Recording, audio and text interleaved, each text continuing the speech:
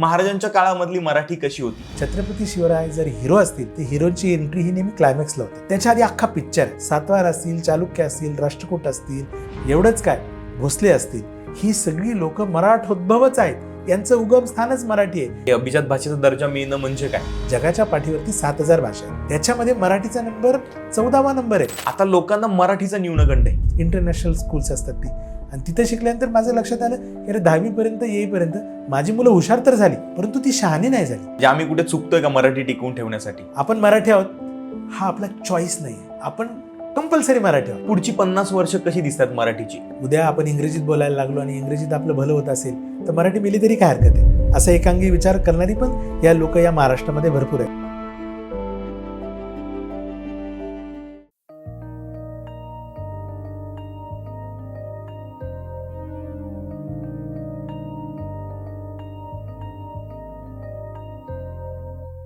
नमस्कार, मी शुभम आणि लगावबत्तीमध्ये तुमचं खूप खूप स्वागत आहे. आजचा पॉडकास्ट खास असणार आहे कारण की विषय तसा खास आहे.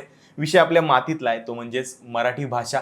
गेले काही दिवस झाला आपण सगळीकडेच मराठी भाषा संवर्धन करण्यासाठी काय करायला पाहिजे याच्याबद्दलच्या चर्चा ऐकतोय. पण आज आमच्याकडे असे एक पाहुणे आलेत की मराठी भाषा नक्की काय आहे, तिचा उगम कुठून झाला, त्याला वैद्यकीय काय कारण आहेत, ती कुठून उगम झाला आणि आत्ता काळानुरूप ती कशी बदलत गेली, हे सगळं त्यांनी लिहून ठेवलंय. आज आपल्यासोबत आहेत अमोल देवळेकर सर. सर, तुमचं खूप खूप स्वागत आहे लगावबत्तीमध्ये. सरांबद्दल विशेष सांगायचं झालं तर सर MD फिजिओलॉजी आहेत. गेली 25 वर्ष ते वैद्यकीय क्षेत्रात काम करत आहेत. पण मराठी माणूस खराच आतून कसा असतो, मराठी माणूस काय आहे, मराठी कुठून आली, याचा सगळ्याचा त्यांचा अभ्यास आहे. सर, तुमचं खूप खूप स्वागत आहे लगावबत्तीमध्ये. आपला महाराष्ट्रातला माणूस असेल किंवा आपण असू, आपल्याला 2 विषय सगळ्यात जास्त जवळचे असतात. ते म्हणजे एक म्हणजे मराठी भाषा आणि दुसरं म्हणजे आपले छत्रपती शिवाजी महाराज. तर याला एकत्र करून मला तुम्हाला असं विचारायचं आहे की महाराजांच्या काळामधली मराठी कशी होती? म्हणजे आपण कादंबऱ्यांमध्ये वाचतो ती मराठी तशी होती की त्याचा कसा लहेजा होता? बरोबर. सर्वप्रथम लगावबत्तीच्या सगळ्या प्रेक्षकांचं खूप खूप स्वागत. तर मित्र हो, लगावबत्ती जेव्हा आपण म्हणतो तेव्हा बत्ती लावा याचा जर शब्दशः अर्थ तुम्ही काढला तर पूर्वीच्या काळी जेव्हा दारुगोळा असायचा आणि दारुगोळ्याला बत्ती दिली जायची, बत्ती दिली की तो दारुगोळा पेटायचा. बरोबर आहे की नाही? तशाच पद्धतीने आता तुम्ही बघतायत की राजकारणामध्ये मराठीचा विषय खूप चर्चेमध्ये आहे. आणि मुंबईच्या महापौरपदाची निवडणूक असेल किंवा महाराष्ट्राचं निवडणूक असेल, आता ठाकरे बंधूंचं एकत्र येणं असणार, तर साधारणतः मराठीच्या ह्या सगळ्या मुद्द्यामध्ये खूप दारुगोळा हे सगळ्यांना माहिती आहे, परंतु बत्ती लावायचं काम आपल्याला करायचं आहे. परंतु तुम्ही त्यापूर्वी लक्षात घ्यायला पाहिजे की तुमची बत्ती तेव्हाच यशस्वी होईल जेव्हा दारुगोळा सक्षम असेल. आणि नेमक्या मराठीच्या मुद्द्यात काय दारुगोळा आहे, मराठी हा मुद्दा आहे का? आणि जर मराठी, आता सगळं जग हे एक ग्लोबल खेळ झालं आहे, अशा पद्धतीने तुमच्या उपजीविकेची भाषा ही कळत न कळत इंग्लिश झाली आहे. असं असताना मग मराठीचा दारुगोळा काम करणार आहे का? त्याच्यामध्ये नेमका काय काय दारुगोळा आहे? ती जैविक दृष्ट्या आपण मराठी आहोत की नाही आहोत, मानसिकदृष्ट्या आपण मराठी आहोत की नाही आहोत? मराठी ही उत्क्रांत झालेली भाषा आहे का फक्त आपण आपले आईवडील बोलतात किंवा आपल्या ज्या भूमीमध्ये आपण जन्माला आलो तिथली लोक बोलतात म्हणून आहेत? आणि मराठी गमावणार म्हणजे नेमकं आपण काय गमावणार आहोत? मराठी आहोत म्हणजे आपली काय श्रीमंती आहे? ह्या सगळ्या गोष्टींचा ओवापोह करण्याची ही अतिशय योग्य आणि कदाचित शेवटची वेळ आहे असं मला वाटतं. म्हणून या पुस्तकाची निर्मिती झाली आहे. कारण जर आपण हे संचित गमावलं तर आपल्या पुढच्या पिढ्या ह्या आपल्याला कधीही माफ करणार नाहीत. कारण हे संचित काही 1000-2000 वर्षामध्ये तयार झालेलं नाही. म्हणजे आपल्याला जसं मी पहिलाच प्रश्न विचारला की छत्रपती शिवरायांच्या काळापासून, की आपण नेहमी मानतो की छत्रपती शिवरायांचा उदय हा मराठी साम्राज्याची सुरुवात आहे किंवा तो मराठी भाषेचा, मराठी संस्कृतीचा, मराठी अस्मितेचा प्रारंभबिंदू आहे. परंतु हे अतिशय चुकीचं आणि खोटं आहे. कारण छत्रपती शिवरायांविषयी मला प्रचंड अभिमान आहे आणि छत्रपती शिवराय हा मराठी मनाचा मानबिंदू आहेतच आहेत. परंतु छत्रपती शिवराय जर हिरो असतील तर हिरोची एंट्री ही नेहमी क्लायमॅक्सला होते आणि हिरोचा विजय पण शेवटी एंडला होत असतो. त्याच्या आधी अख्खा पिक्चर. काय पिक्चर आहे तो, आम्हाला ऐकायचं? तो पिक्चर फार इंटरेस्टिंग आहे. कारण बऱ्याचदा मग असं वाटतं की आत्ता गेली 10-20 वर्षापूर्वी तर आपण साधारणतः लीळाचरित्रामध्ये पहिल्यांदा मराठीचा सुरुवात झाली आणि माईंभट्टांनी जे काय लिहून ठेवलं किंवा मानवपंतांच्या ज्या डिकोड केल्या गेल्या पोथ्या, त्याच्यामध्ये साधारणतः 11व्या-12व्या शतकामध्ये मराठी होती किंवा यादवांच्या काळामध्ये मराठी होती. नंतर मग ज्ञानेश्वरी रचिले पाया, एकनाथांनी इमारत बांधली आणि नामातयाचा किंकर आणि तुका झालासे कळस, आणि मग बहिणाबाईंनी तिथे ध्वजा लावली आणि निरूपण केलं. अशा पद्धतीचा अभंग आपण वाचतो. परंतु जेव्हा अभिजात मराठीचा विषय आला आणि गेली 4-5 वर्ष मराठीला अभिजात दर्जा मिळायला पाहिजे आता अभिजात दर्जा मिळण्यासाठी जे काही टेक्निकल पॉईंट्स आहेत त्याच्यामध्ये ती भाषा किमान 1,500 ते 2,000 वर्ष जुनी असावी, ती आजही व्यवहाराची भाषा असावी, टेक्निकली तिला जिवंतपणा आणि प्रभावीपणा गेली 1,500-2,000 वर्ष असावा. अशा जेव्हा गोष्टी आल्या तेव्हा मग आपण मराठीची मूळ शोधायचा प्रयत्न केला. आणि मग आपण ज्ञानेश्वरांच्या पूर्वी मराठी होती का, किंवा महानुभव पंथाच्या आधी मराठीचं काही इतिहास होता का. मग आपण हळूहळू 6व्या-7व्या शतकापर्यंत गेलो. मग हळूहळू आपण म्हणजे मग उलटा प्रवास सुरू केला. अरे यादव, मग यादवांच्या आधी कोण होतं, चालुक्य. मग चालुक्यांच्या काळात काय लिहिलंय का. अरे मग चालुक्यांच्या आधी कोण होते, राष्ट्रकूट. मग राष्ट्रकूटांनी काही मराठीचा उल्लेख केलाय का. मग त्याच्या आधी कोण होते, वकाटकांनी काय केलं का. मग वकाटकांच्या आधी म्हणजे इसवी सन पूर्व 250 वर्ष ते इसवी सन नंतर 250 वर्ष, 4.5 वर्षाचा कालखंड जो आहे तो सातवाहन राजांचा आहे. म्हणजे आपल्याला आता 12-13 वर्षाची राजवट ही खूप मोठी राजवट वाटते, परंतु 450 वर्ष इथे सातवाहनांनी राज्य केलंय. आणि ते पण मराठीच्या मुख्य भूभागातून. म्हणजे त्यांच्या सातवाहनांचं जर तुम्ही बघितलं राजधान्या, तर ती पैठण त्यांची आद्य राजधानी होती, नाशिक त्यांची राजधानी होती. नंतर ते अमरावती गुंटूरकडे गेले. त्याच्यानंतर वकाटक आले. वकाटक हे विदर्भातले आणि साधारणतः इसवी सन नंतर 250 ते पुढचे 250 वर्ष साधारणतः 14 वकाटक राजांनी राज्य केलंय. आणि आजही अजिंठा लेणी असतील की बऱ्याचशा लेण्या ज्या महाराष्ट्रामध्ये दिसतात हे वकाटकांनी कोरल्या आहेत. आणि ते अस्सल मराठी राजे होते. वकाटकांच्या नंतर मग चालुक्यांची पहिली फळी आली, जिला आपण आता खरं तर आत्ताच्या आंध्र प्रदेश आणि तेलंगणामध्ये त्यांची राजधानी समजतो, परंतु ती मूळ राजधानी त्यांची जुन्नर प्रांतामध्ये होती. आणि नंतर ती शिफ्ट होऊन तिकडच्या पद्धतीने गेली होती. आणि 1960 साली निर्माण झालेला महाराष्ट्र आणि यापूर्वीचा महाराष्ट्राचा अंमल असणारा प्रदेश याच्यामध्ये फरक आहे. म्हणून पुलकेशीला जेव्हा महाराष्ट्राचा राजा म्हणतात तेव्हा तो 99,000 ग्रामांचा स्वामी असतो. आत्ताच्या महाराष्ट्रामध्ये 45,000 गाव आहेत. मग तो 99,000 गावं कुठून आली, तर एहोळ नावाचं एक गाव आहे जे आत्ताच्या दक्षिणेच्या प्रदेशामध्ये. तिथे तो श्लोक करून ठेवला आहे की 99,000 ग्रामांचा स्वामी ज्याचे घोडे तिन्ही समुद्रांचं पाणी पितात. ते तिन्ही समुद्र कुठले, तर ते एक अरबी महासागर आहे, उपसागर आहे, बंगालचा उपसागर आहे आणि खालचा पॅसिफिक ओशियन आहे. आणि ते तिन्ही म्हणजे सिलोनपर्यंत आपलं मराठी माणसाचं राज्य होतं आणि तो महाराष्ट्राचा स्वामी आहे. मग ती 99,000 ग्रामं जर आजच्या हिशोबाने काढायला गेली तर तेलंगणा, आंध्र प्रदेश, कर्नाटक आणि गुजरातचा माळवा प्रांत मोजला तर त्या गावांची संख्या बरोबर 1,10,000 अशी होते. म्हणजे आज पूर्वी साधारणतः 6व्या-7व्या शतकातला तो श्लोक आहे. आणि तो काळ पुलकेशीचा काळ होता, चालुक्य पुलकेशीचा. तेव्हासुद्धा महाराष्ट्रामध्ये थोड्याफार फरकाने 10,000-20,000च्या फरकाने एवढीच गावं अस्तित्वात होती. तो इतिहास आहे. मग चालुक्यांनंतर राष्ट्रकूट इथे जन्माला आले. राष्ट्रकूटांचा इतिहास तर वेरूळचा इतिहास आहे. राष्ट्रकूटांचा जन्मच वेरूळमध्ये झाला. राष्ट्रकूटांनी दैदिप्यमान अशा पद्धतीने 180 वर्षाची कारकीर्द उभारली. आजसुद्धा वेरूळची जी काही कैलास लेणी आहे हे राष्ट्रकूटांचं स्मारक आहे.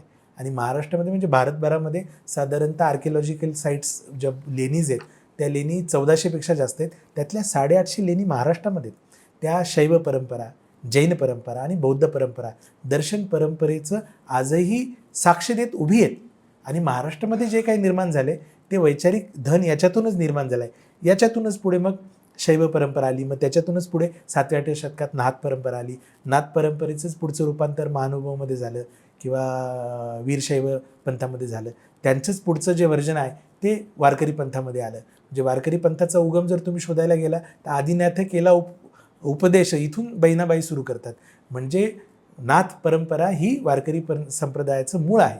आणि शेवटी ज्ञानेश्वरांचे गुरु त्यांचे भाऊ ते नाथपंथाचे होते. ज्ञानेश्वर पण नाथच होते. मुक्ताबाई असतील, त्यांचे सोपानदेव असतील, हे नाथ होते. मग नाथ परंपरेचं जर आपण मूळ शोधत गेलो तर ते 7व्या-8व्या शतकात सापडतं.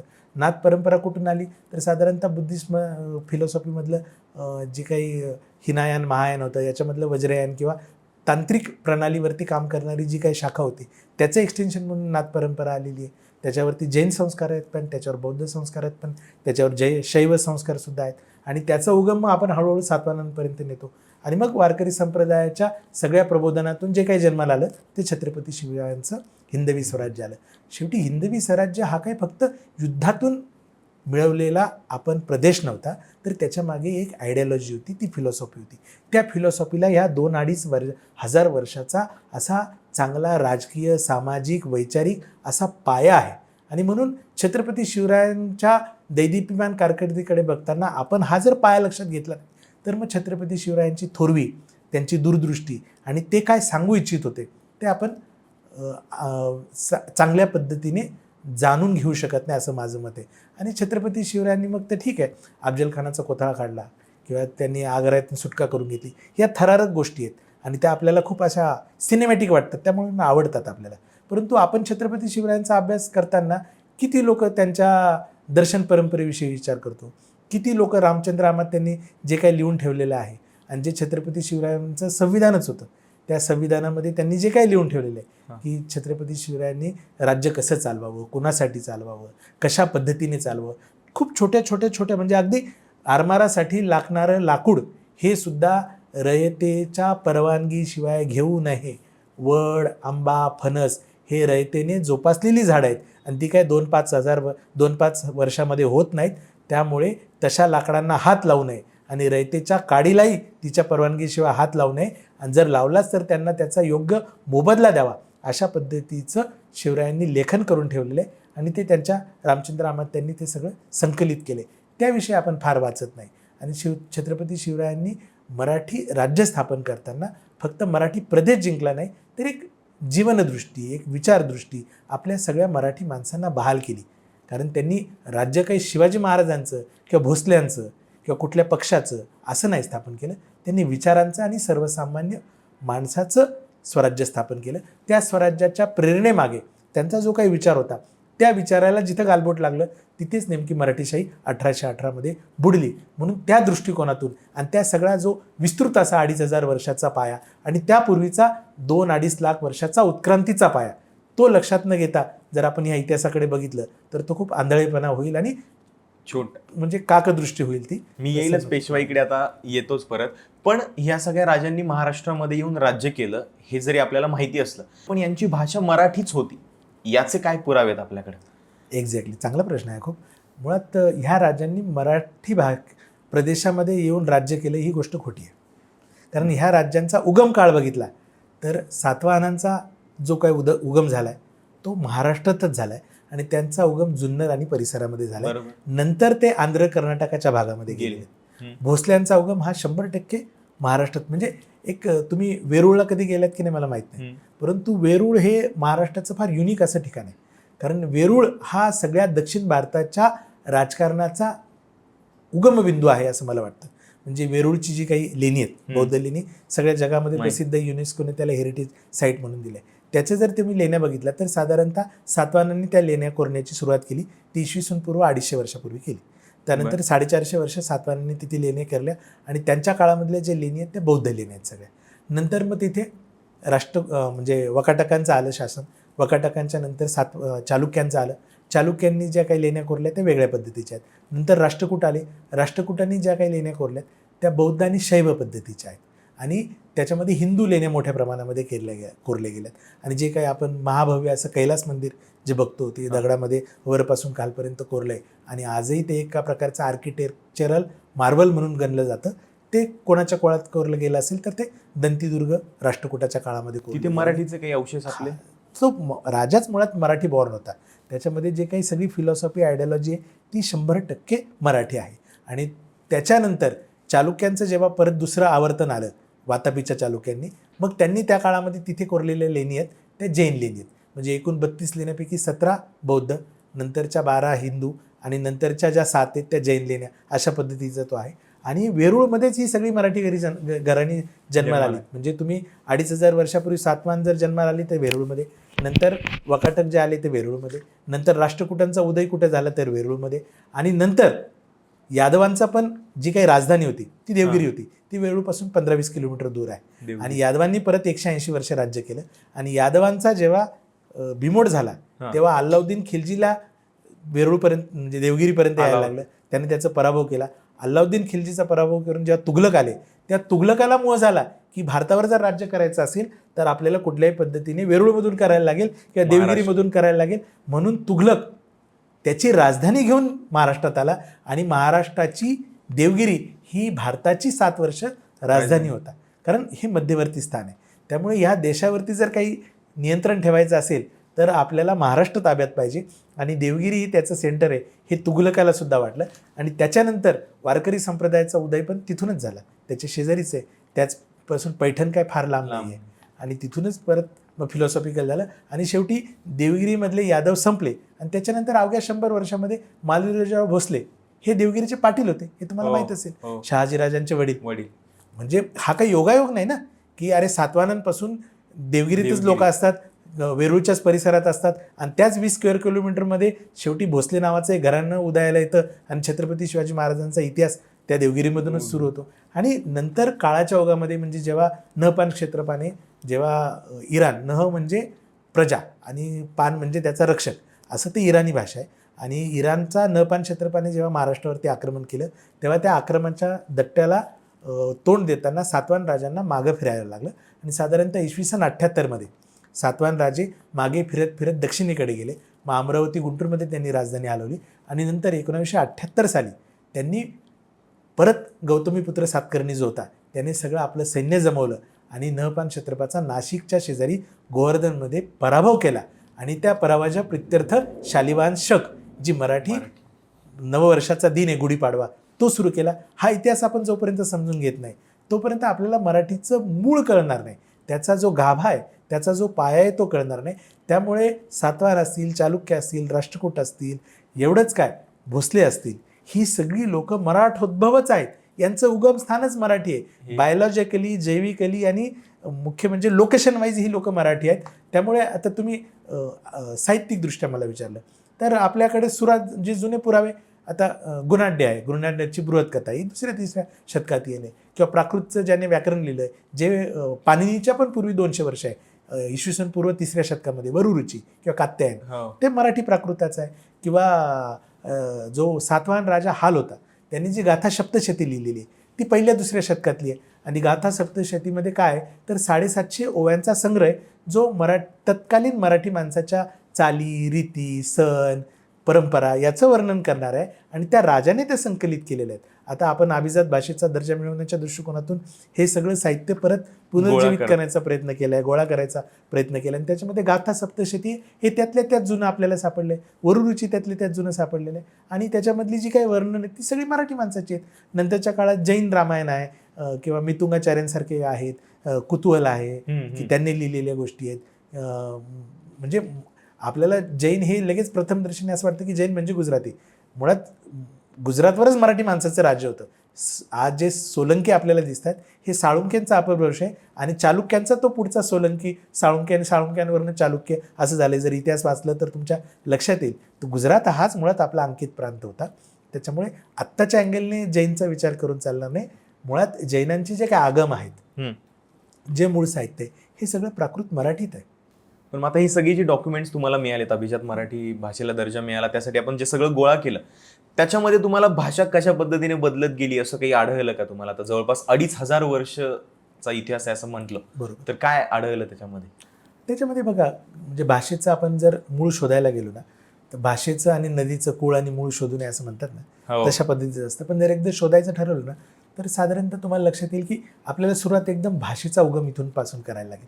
तर माणूस आणि इतर प्राण्यांमध्ये फरक काय तर आपली जी ओरोफॅरिंग्स म्हणजे आपली जी श्वसन यंत्राच्या वरती जे आपल्याला ध्वनियंत्र आहे, या ध्वनियंत्राच्या मध्ये एक वैशिष्ट्य आहे. आपली जी ओरल कॅव्हिटी इतरांपेक्षा वेगळी आहे.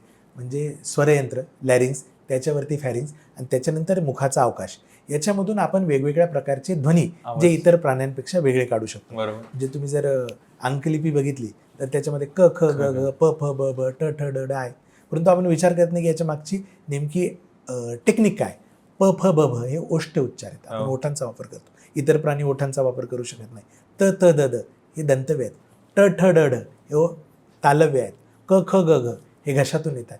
च छ ज झ हे तुमच्या जिभेच्या वापरातून येतात. आणि ही वर्णाक्षरं जी वेगवेगळी निर्माण करू शकतो आपण, हे आपल्या मुखाच्या ॲनाटॉमिकल शारीर रचनेमधून आपल्याला मिळालेले ते वैशिष्ट्य आहे. दुसरी गोष्ट, डेटा ट्रान्सफर करण्याची सगळ्यात मोठी जर क्षमता कुठे असेल तर ती भाषेमध्ये आहे.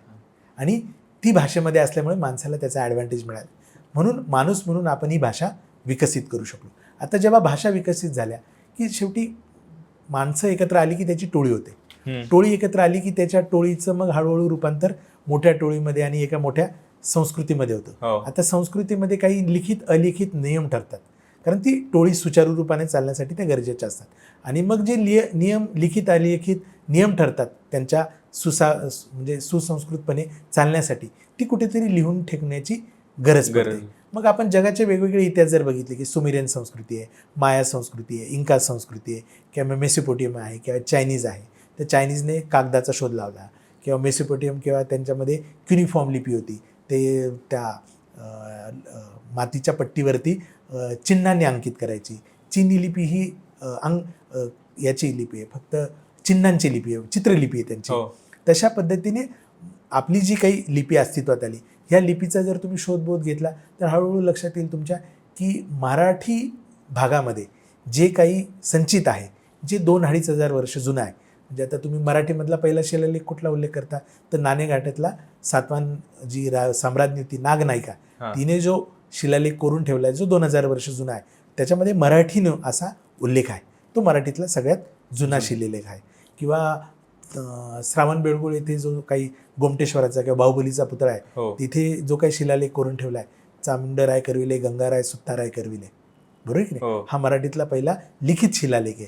ज्याच्यामध्ये ह्या मूर्तीची निर्मिती कोणी केली हा मराठीमध्ये लिहून ठेवला आहे, तो 9व्या शतकामधला आहे, बरोबर की नाही. आता याचं जर मूळ अजून जुनं शोधलं तर महाराष्ट्रामध्ये ज्या काही सगळ्या लेणी आहेत, ज्या व्यापारी मार्गावर तत्कालीन आहेत, ते सगळ्या लेण्यांमधले जे शिलाक आहे ते ब्राह्मी लिपीमधले. आता त्यांना आपण ब्राह्मी लिपी ही इंग्रजांनी दिलेलं नाव आहे, ती धम्मलिपी आहे, बरोबर की नाही. आणि जर तुम्ही त्याच्या लिपीच्या अनुषंगाने विचार केला तर आपल्या मराठी देवनागरी जी लिपी आहे त्याचं मूळ ब्राह्मी लिपीमध्ये आहे. ओके. आणि साधारणतः ज्या दाक्षिणात्य भाषा आहेत त्यांचं सुद्धा कुळ मूळ शोधायला गेलं तर ते सगळं ब्राह्मी लिपीमध्ये सापडतं. मग नंतरच्या काळामध्ये इसवी पूर्व 3रे ते इसवी सन नंतर 6व्या शतकापर्यंत इथे मराठी प्राकृत होती, आणि प्राकृतातून मग मराठी जन्माला आली. आणि मग मराठी जन्माला येताना खूप एक इंटरेस्टिंग असा पार्ट आहे. राजाराम शास्त्री भागवत नावाचे एक मोठे मराठी तत्त्वज्ञ इतिहासकार होऊन गेले, ज्याचा प्रभाव सगळ्यांवरच आहे, म्हणजे राजवाड्यांपासून केतकरांपर्यंत सगळ्यांवरच आहे. भागवत असं म्हणतात की ज्या प्राचीन प्राकृत भाषा आहेत, तर भारतामध्ये 6 प्राचीन प्राकृत भाषा आहेत, म्हणजे मागधी, अर्धमागधी, शौरसेनी, पैशाची आणि महाराष्ट्रीयन प्राकृत. तर ते असं म्हणतात की महाराष्ट्रीयन प्राकृत ही मागधीला जन्म देते, मागधी अर्धमागधीला जन्म देते, आणि मागधी आणि अर्धमागधीमधून पैशाची भाषा जन्माला येते. त्यामुळे मराठी ही तशा दृष्टिकोनातून भारतीय भाषांची जननी आहे. म्हणजे गणेश देवींचं मध्ये तुम्ही बऱ्याच ठिकाणी वाचलं असेल की जे भाषातज्ञ आहेत आणि त्यांनी जागतिक पातळीवरती जो काही सिद्धांत आहे त्या सिद्धांतानुसार इंडो युरोपियन समूहामध्ये मराठीचा समावेश केला. परंतु भागवतांना तुम्ही फॉलो केलं तर तुमच्या लक्षात येईल की अरे इंडो युरोपियन समूहामध्ये आपला समावेश ही झाली पाश्चात्य किंवा युरोपियन दृष्टिकोन. जगाच्या पातळीवरती वेगवेगळे भाषा समूह आहे. इंडो युरोपियन भाषा समूह आहे, म्हणजे ऑस्ट्रेलियाईड भाषा समूह आहे, नंतर आशियाई भाषा समूह आहे. त्याच्यामधला आपला समावेश हा इंडो युरोपियनमध्ये होतो. परंतु जी उत्तरेतून आलेली भाषा आहे ती इंडो युरोपियन आहे. मराठीची भाषा आहे किंवा मराठी प्राकृत आहे ही जैविक भाषा आहे. ही आपण जसा मराठी माणूस म्हणून हळूहळू उत्क्रांत झालो तशी तशी आपली भाषा उत्क्रांत झाली आहे. किंबहुना भारतीय उपखंडामध्ये ज्या भाषा बोलल्या जातात त्याचं सुद्धा मूळ मराठीकडे येऊ शकतो अशा पद्धतीचा सिद्धांत राजाराम शास्त्री भागवतांनी मांडून सुद्धा आता 150 वर्ष झाली. त्याच्यावर आता आपण काम करायला पाहिजे, त्याला शास्त्रीय आधार द्यायला पाहिजे.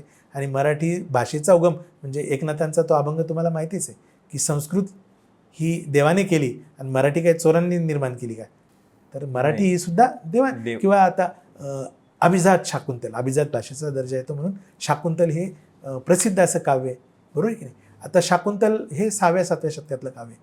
त्याच्यामध्ये जे मास कॅरेक्टर्स म्हणजे जी जनता बोलते ते संस्कृत आहे, परंतु तिथले क्लासिकल लोक जे बोलतात ना ती भाषा मराठी आहे. म्हणजे तिथले राजे, तिथले सरदार हे म्हणजे आता जसं ई क्लास जो आहे तो इंग्लिशमध्ये बोलतो आणि सर्वसामान्य माणूस मराठी बोलतात. त्या काळामध्ये त्या संस्कृतीमध्ये तिथली क्लासिकल लोक, अभिजात लोक हे मराठी प्राकृत बोलतात आणि सर्वसामान्य कॅरेक्टर संस्कृत बोलतात. संस्कृत ही ग्रंथासाठी निर्मिली गेलेली भाषा आहे, तांत्रिक भाषा आहे आणि त्यामुळे ती जास्त परिपूर्ण आहे. याच्याविषयी माझं काही दुमत नाही. संस्कृताविषयी माझ्या काही मनामध्ये कुठला असा वाईटपणा किंवा दृष्टिकोन माझा नाही.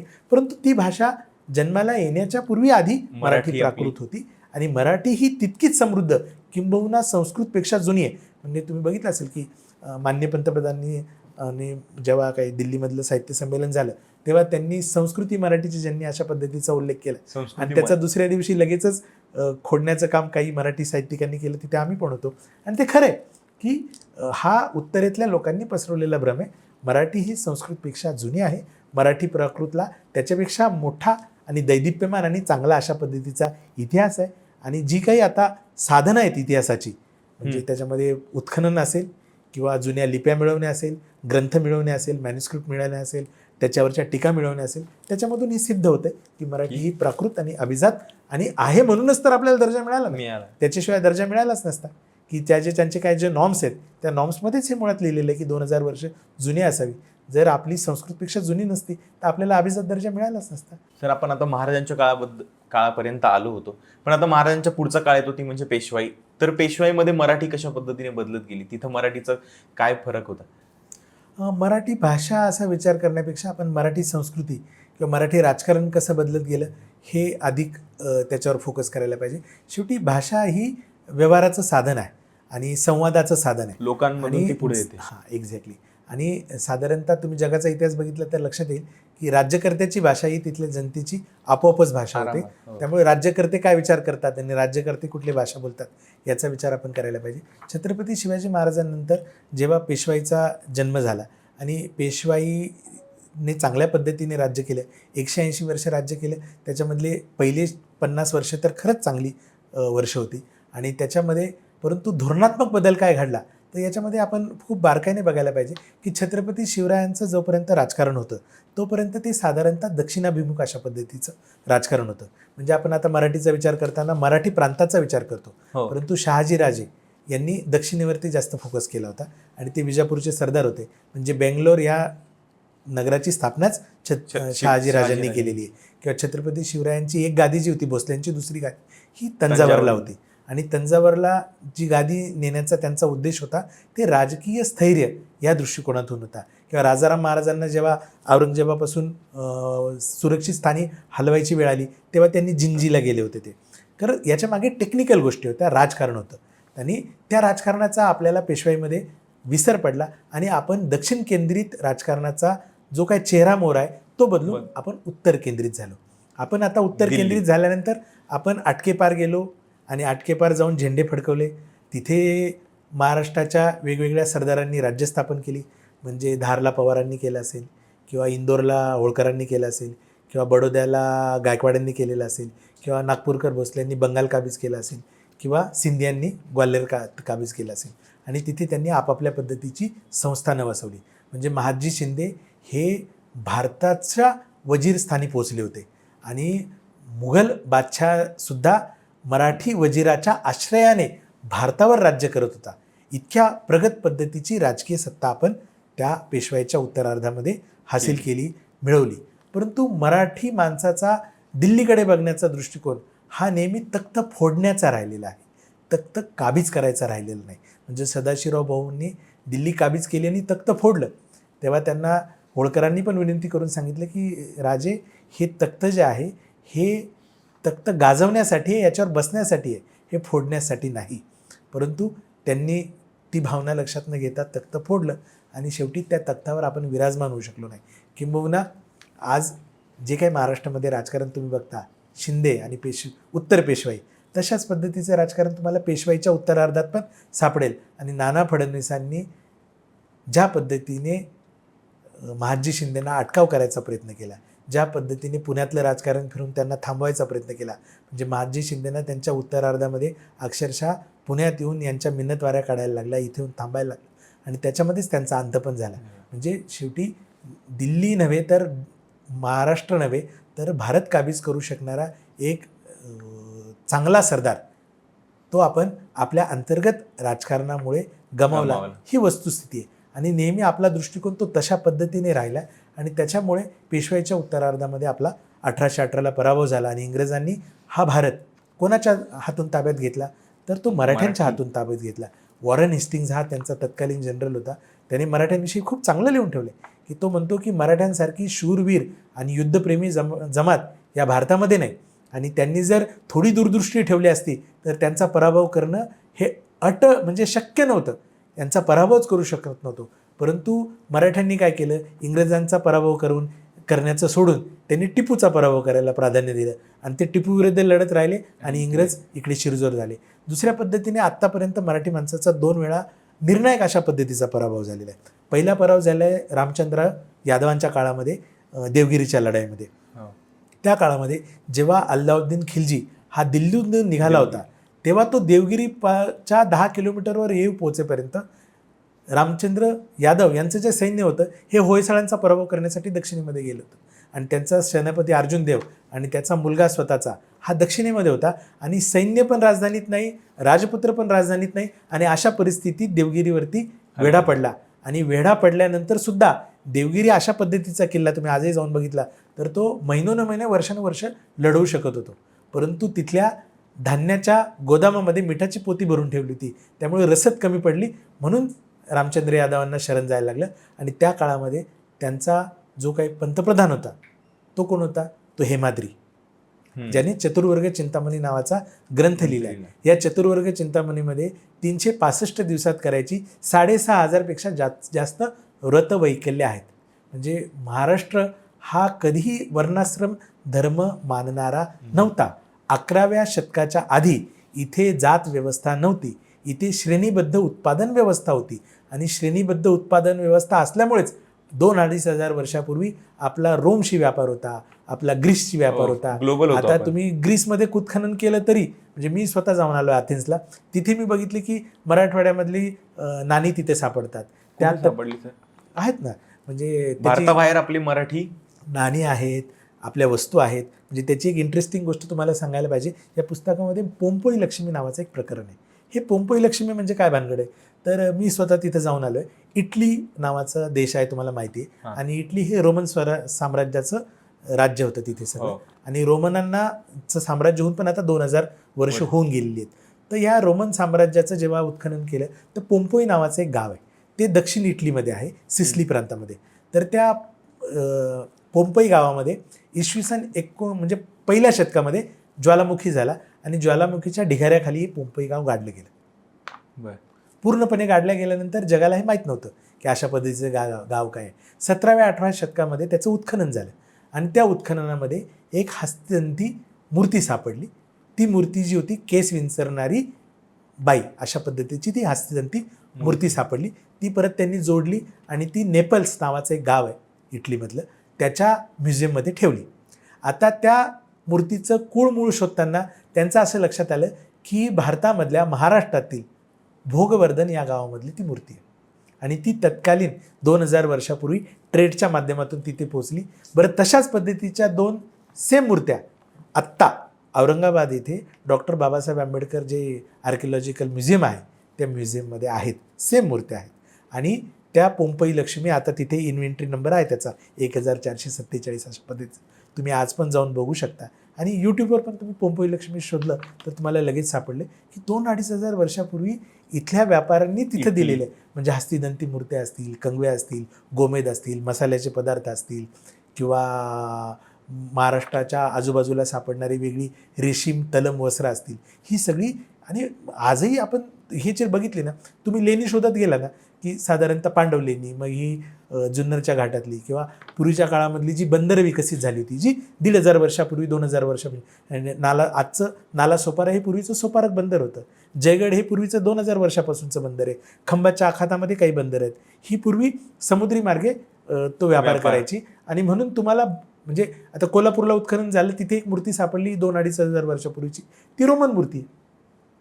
म्हणजे जसं किंवा जुन्नरमध्ये उत्खनन झालं तर तिथे जी नाणी सापडली ती रोमन आणि ग्रीक नाणी सापडली. म्हणजे आपल्याकडे पण उत्खनन केलं तर ते सापडते आणि त्यांच्याकडे पण सापडते, दोन्ही बाजूचं आहे, म्युच्युअल आहे. आणि आपला जो काही ट्रेड होता तो ट्रेड काही, आता तुम्ही ही 12 बलुतेदारीची पद्धत, आलुतेदारी बलुतेदारी ही आधुनिक पद्धत आहे, याच्यातून जागतिक पद्धतीचं उत्पादन होऊ शकतं. हे सेल्फ सफिशियंट आहे, गावगाडा चालू शकतं. परंतु जागतिक पद्धतीचं उत्पादन होण्यासाठी, म्हणजे आपण आता वेरूळ अजिंठ्याची लेणी बघितली तर तिथली चित्रकला, तिथली शिल्पकला, याच्यामध्ये जी काही टेक्निकल डिटेल्स आहेत, ज्या पद्धतीचं काम झालेलं आहे जागतिक पातळीवरचं, त्या कामामध्ये ते तंत्र कौशल्य येण्यासाठी श्रेणीबद्ध उत्पादन व्यवस्था हीच एक गोष्ट. म्हणजे 7-7, 8-8, 10-10, 15-15 पिढ्यांनी त्याच्यावर काम केलं आहे. टेक्निकली ते अतिशय परफेक्ट आहे, त्याचं गणित परफेक्ट आहे, त्याची मांडणी परफेक्ट आहे, त्याचं इम्प्लिमेंटेशन परफेक्ट आहे. म्हणून हे सगळे जे काय आहे ना, म्हणजे 1921 साली इंग्रजांनी पहिली जनगणना जेव्हा केली ना, हा. तेव्हा हे मराठा, मराठी आणि हे आलुतेदार, बलुतेदार, ओबीसी हे जन्माला आले. इंग्रज आल्यानंतर तत्पूर्वी खरं आपण राजकारण सगळे सुरू रयत होतो. इंग्रज आल्यानंतर राजकारण सुरू तर झालं. हे, आणि मी जो पहिला मुद्दा सांगत होतो की पेशवाईचा उत्तरार्ध, हा. पेशवाईच्या उत्तरार्धामध्ये दुसऱ्या बाजीरावाच्या काळात ज्या पद्धतीने रामचंद्र अमात्याच्या काळामध्ये वर्णाश्रम धर्म महाराष्ट्र धर्मावरती हावी झाला आणि जात व्यवस्था बळकट झाली, वर्णव्यवस्था बळकट झाली, तशीच परिस्थिती 1818च्या काळामध्ये झाली. तेव्हा दुसऱ्या बाजीरावाचा काळ होता आणि त्या काळामध्ये आपल्या ज्या काही ट्राईब्स आहेत, ज्या लढवय्या जमाती आहेत, म्हणजे इंग्रजांनी ज्या 6 जमातींना लढवय्या जमातीचा दर्जा दिला, त्याच्यामध्ये महारी एक जमात आहे, मराठा पण आहे, राजपूत पण आहे, डोगरा पण आहे. त्याच्यामधले आपण यांना वर्णाश्रम धर्मानुसार बाजूला काढलं आणि यांना लढू दिलं नाही. त्यांना म्हणजे 1818च्या लढाईमध्ये कोरेगाव भीमाचा इतिहास आपण वाचतो की आपलीच लोक आपल्या विरुद्ध लढली इंग्रजांच्या बाजूने आणि ते आपल्या पराभवाचं एक कारण ठरलं. बरोबर. आणि त्याला कारण इंग्रज नसून आपलीच आपण आपल्या लोकं. लोकांना आपल्या बाजूने लढू दिलं नाहीये. म्हणजे त्याच्यामधला एक किस्सा फारच चांगला आहे की जेव्हा ती खर्ड्याची लढाई होती, हो. त्या खर्ड्याच्या लढाईमध्ये एक सैनिक होते, सरदार होते मोठे, ते त्या तत्कालीन महार समाजाचे होते आणि त्यांना ताम्रपट वगैरे दिलाय. त्यांचं गाव आहे मिरजच्या शेजारी, तिथे त्याच्या आजही शिलालेख उभे आहेत, तो ताम्रपट आहे. ते त्यांची छावणी पडली होती आणि त्यांची छावणी पडल्यानंतर एका चिटणीस नावाच्या सरदाराने पेशव्यांकडे तक्रार केली की ह्या अंतजाच्या छावणी शेजारी माझी छावणी जर ठेवली तर मी तिथे जेवण करू शकत नाही, त्याचा मला विटाळ होईल. तेव्हा त्याला मराठी सरदारांनी फार चांगलं उत्तर दिलं की साहेब, ही जेवणाची पंगत नाही, ही लढवय्यांची पंगत आहे आणि याच्यामध्ये ज्याची तलवार खंबीर तोच आंबीर, अशा पद्धतीचं उत्तर दिले.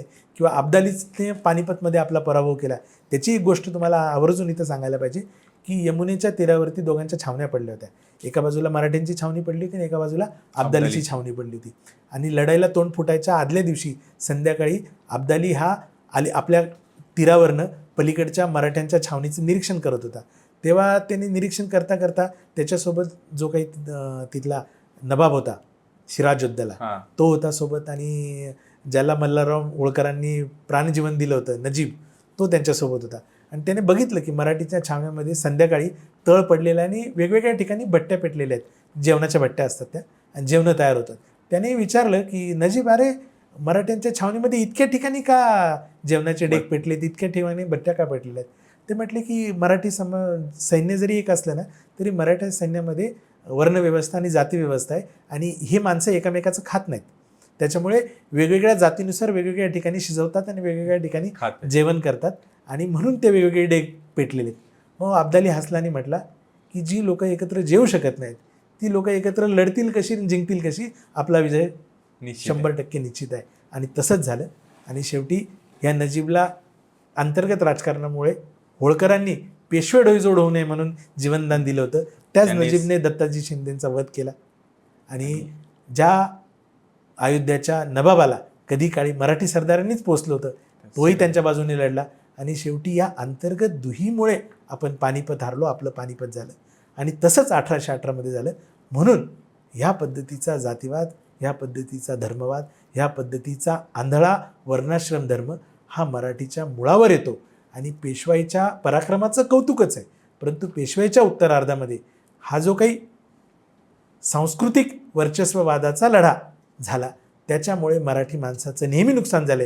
ते यादवांच्या पण काळामध्ये झालं होतं, पेशव्यांच्या पण काळात झालं आणि आजही होत आहे.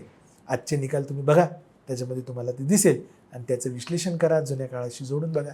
बाकी शहाण्यांना काय सांगायला नको.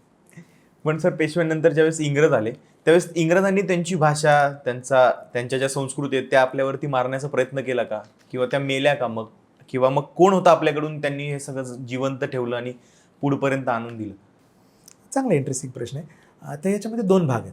पहिली गोष्ट, राज्यकर्ते म्हणून जेव्हा इंग्रज आपल्याकडे येतात तर ते काही राज्य करायला येत नाही, ते ओरबाडायला येतात, ते घ्यायला येतात पैसे. आता मी मराठ्यांचा इतिहास जेव्हा शोधायचा प्रयत्न करतो तेव्हा आता मराठी मुलूकच पारतंत्र्यात असल्यामुळे आपल्याकडे काय फार सापडत नाही. त्यामुळे जे काही शोधायचा प्रयत्न केला, मी शोधायच्या प्रयत्नामध्ये मग मी जग पालथं घालायला सुरुवात केली आणि मला महाराजांची वागणकं लंडनच्या अल्बर्ट किंगस्टन म्युझियममध्ये सापडली, व्हिक्टोरिया अल्बर्ट म्युझियममध्ये.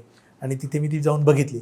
किंवा शिवाजी महाराजांची ओरिजिनल जी काही चित्र आहेत ती हेगला आहे किंवा ॲम्स्टरडॅमच्या रस्क म्युझियममध्ये आहे किंवा पॅरिसच्या ल्यू म्युझियममध्ये आहे किंवा प्राडो नावाचं म्युझियम आहे मद्रिदमध्ये जे तिथे. स्पेनमध्ये आहे तिथे आहे किंवा छत्रपती शिवाजी महाराजांच्या काळामधली जी काही वेगवेगळी मोडी लिपीमधली ओरिजिनल मॅन्युस्क्रिप्ट्स आहेत ती सगळी रॉयल म्युझियममध्ये आहेत किंवा ब्रिटिश लायब्ररीमध्ये आहेत. ती तिथे जाऊन तुम्हाला शोधायला लागतात. एका रुमालामध्ये ते बांधून ठेवलेले आहेत आणि त्याच्यामध्ये म्हणजे शिवाजी महाराजांची जी तलवार आहेत, जगदंबा तलवार आणि भवानी तलवार, त्या पण त्यांच्या तिकडे ताब्यात आहेत. ते एकाच्या खाजगी संग्रहालयामध्ये आहेत आणि दुसऱ्याच्या अजून एका म्युझियममध्ये ती तलवार आपल्याला बघायला मिळते. मी स्वतः जाऊन बघून आलो होते या सगळ्या गोष्टी. आणि जगभरामध्ये म्हणजे अगदी ज्युरिचमध्ये एक म्युझियम आहे, तिथे काही महाराजांच्या गोष्टी आहेत. तर इंग्रजांनी जे काही होतं ते ओरबाडायचा प्रयत्न केला, परंतु इंग्रज हे त्याच्या वेळेस गुणग्राहक होते आणि भारतीय पुरातत्व खात्याची स्थापना ज्यांनी कोणी केली, कनिंगहॅम नावाचा जो आहे तो एक अलेक्झांडर कनिंगहॅम, ज्यांनी हडप्पा मोहेंजोदडो संस्कृतीचा शोध लावला, तक्षशिला विद्यापीठ, नालंदा विद्यापीठ शोधून काढलं, किंवा लॉर्ड कर्झन ज्याला आपण कर्दन काळ म्हणून ओळखतो, परंतु तो लॉर्ड कर्झन हा इतिहासप्रेमी पण होता आणि त्याने भारतीय इतिहास सेवा संघाची स्थापना कलकत्त्यामध्ये केली आणि त्याच्या अनुषंगाने बऱ्याचशा गोष्टींचं पुनर्जीवन कलेक्शन झालं.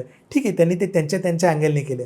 किंवा मराठ्यांचा अधिकृत इतिहास आपण आजपण बघायचा वाचायचा म्हटलं, बघायचं म्हटलं की ग्रँड डफकडे जायला लागतं. ग्रँड डफ हा कोण होता? एक इंग्रज सरदार होता.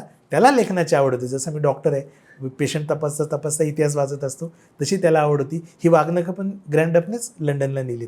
आता ती खरी का खोटी याच्यावर वाद चाललाय, परंतु एक प्रवाद असा आहे की पेशव्यांनीच त्याला ती दिली आणि दुसरा प्रवाद असा आहे की स्थानिक साताऱ्याच्या लोकांनी ती त्याला भेट म्हणून दिली, परंतु ती साताऱ्यामधून त्याच्या ताब्यात मिळाली, ही गोष्ट खरी आहे. तो बरेच वर्ष काम करत होता आणि त्याने मराठ्यांचा इतिहास लिहून ठेवलेला आहे. आता त्याला जी लोक त्या काळात भेटली त्यांच्या अनुषंगाने, त्यांच्या दृष्टिकोनातून त्याने तो इतिहास लिहिला आहे. त्याच्याविषयी पण बराच वादविवादाचा मुद्दा आहे. आणि आपला शेवटी काय, इतिहास हा जेते लिहितात म्हणून जे जिंकणाऱ्या माणसाला अनुकूल असतं.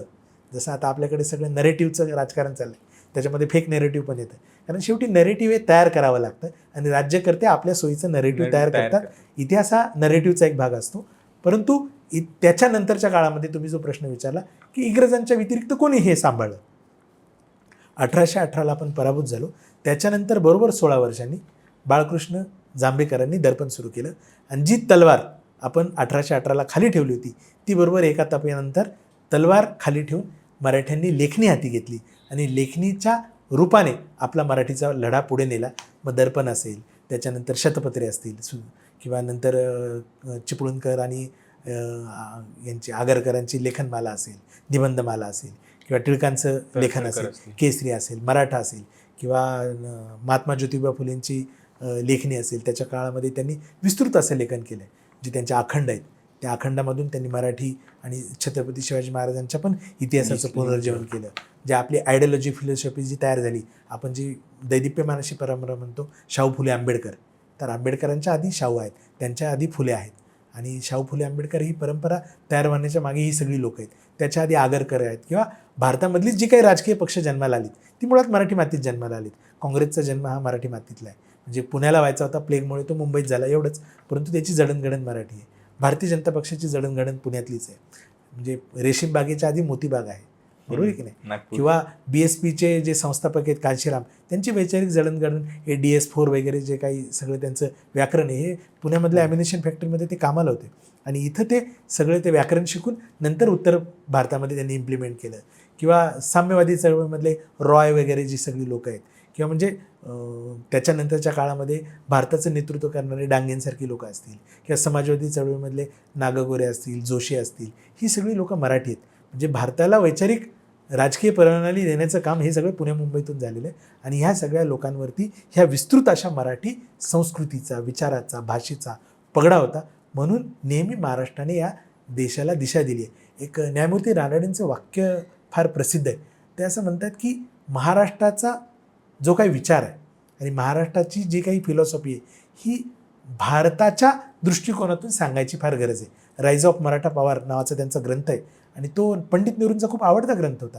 म्हणजे 1956 साली पंडित नेहरू जेव्हा महाराष्ट्रामध्ये प्रतापगडावरती छत्रपती शिवरायांचा पुतळ्याचं उद्घाटन करायला आले होते, तेव्हा त्यांनी तो ग्रंथ, त्याची चौकशी केली, त्याची सद्यस्थिती काय बघितली, त्याचे 5000 आवृत्त प्रती छापल्या आणि भारत सरकारकडनं त्या सगळीकडे जायला लावल्या. म्हणजे डिस्कवरी ऑफ इंडिया हे पंडित नेहरूंचं पुस्तक आहे आणि त्याच्यामध्ये त्यांनी भारताचा पुनर्शोध घेतला आहे. पण तो कुठं घेतला आहे? महाराष्ट्रात घेतला आहे. जेव्हा ते अहमदनगरच्या किल्ल्यामध्ये 3.5 वर्ष कैदेत होते त्या काळामध्ये त्यांनी तो ग्रंथ लिहिला आहे आणि त्यांच्या आजूबाजूला जी काही कैदी होती सगळी मराठी कैदी होती. त्यांच्या विचार विमर्शातून चर्चेतून तो ग्रंथ अस्तित्वात आला आहे. त्यामुळे पंडित नेहरूंची भारतविषयक दृष्टिकोन याच्यावर सुद्धा मराठी माणसाचा, मराठी विचारांचा प्रचंड पगडा. आणि त्यांनी ते राईज ऑफ मराठी पॉवरचं परत पुनर्जीवन करून त्यांनी स्वतःच्या भाषणांमध्ये अनेक वेळा न्यायमूर्ती रानडेंचा उल्लेख केला आहे. किंवा महात्मा गांधींनी जे काही काँग्रेसला आधुनिक स्वरूप दिले, पण महात्मा गांधींचे गुरु कोण? गोपाळकृष्ण गोखले, मराठी माणूस आहे. गोपाळकृष्ण गोखलेंचे गुरु कोण? मगो रानडे, मराठी माणूस आहे. त्यामुळे ही जी काही परंपरा आहे ना, इन्क्लुझिव्ह परंपरा काँग्रेसची किंवा भारतीय राष्ट्रीय चळवळ, याच्यावरतीच मुळात मराठी माणसाच्या विचारकारणाचा पगडा आहे. म्हणून मराठीचा इतिहास जाणून घेणं हे फार महत्त्वाचं आहे. पण जांभेकर असतील तिथपासून ते आत्तापर्यंतचे लेखक असतील किंवा विचारवंत असतील, त्यांनी ती मराठी जपून ठेवली किंवा आपल्यापर्यंत संक्रमित केली, म्हणून आपल्याला त्या मराठी भाषेची काय गरज आहे ते आपल्याला कळतंय. पण एक इतिहास अभ्यासक म्हणूयात किंवा लेखक अभ्यासक म्हणूयात, तुम्हाला पुढची 50 वर्ष कशी दिसतात मराठीची? कारण की असं म्हणताय की मराठी लुप्त होते की काय, अशी एक भीती निर्माण होते. खरं तर हे विचारणं चुकीचं आहे, पण अशी एक भीती निर्माण होते सगळीकडून. कारण की मराठी भाषा टिकवण्याचं मेन माध्यम काय आहे, तर शाळा आहे असं आपण म्हणतो. पण आता शाळाच राहणार नाही आहेत मराठी, तर मग ही मराठी टिकेल कशी? तुम्हाला काय वाटतं? महत्त्वाचा आणि अतिशय पुढच्या काळाच्या अनुषंगाने विचार करायचा प्रश्न आहे. माझं उत्तर उलटं आहे त्याच्या.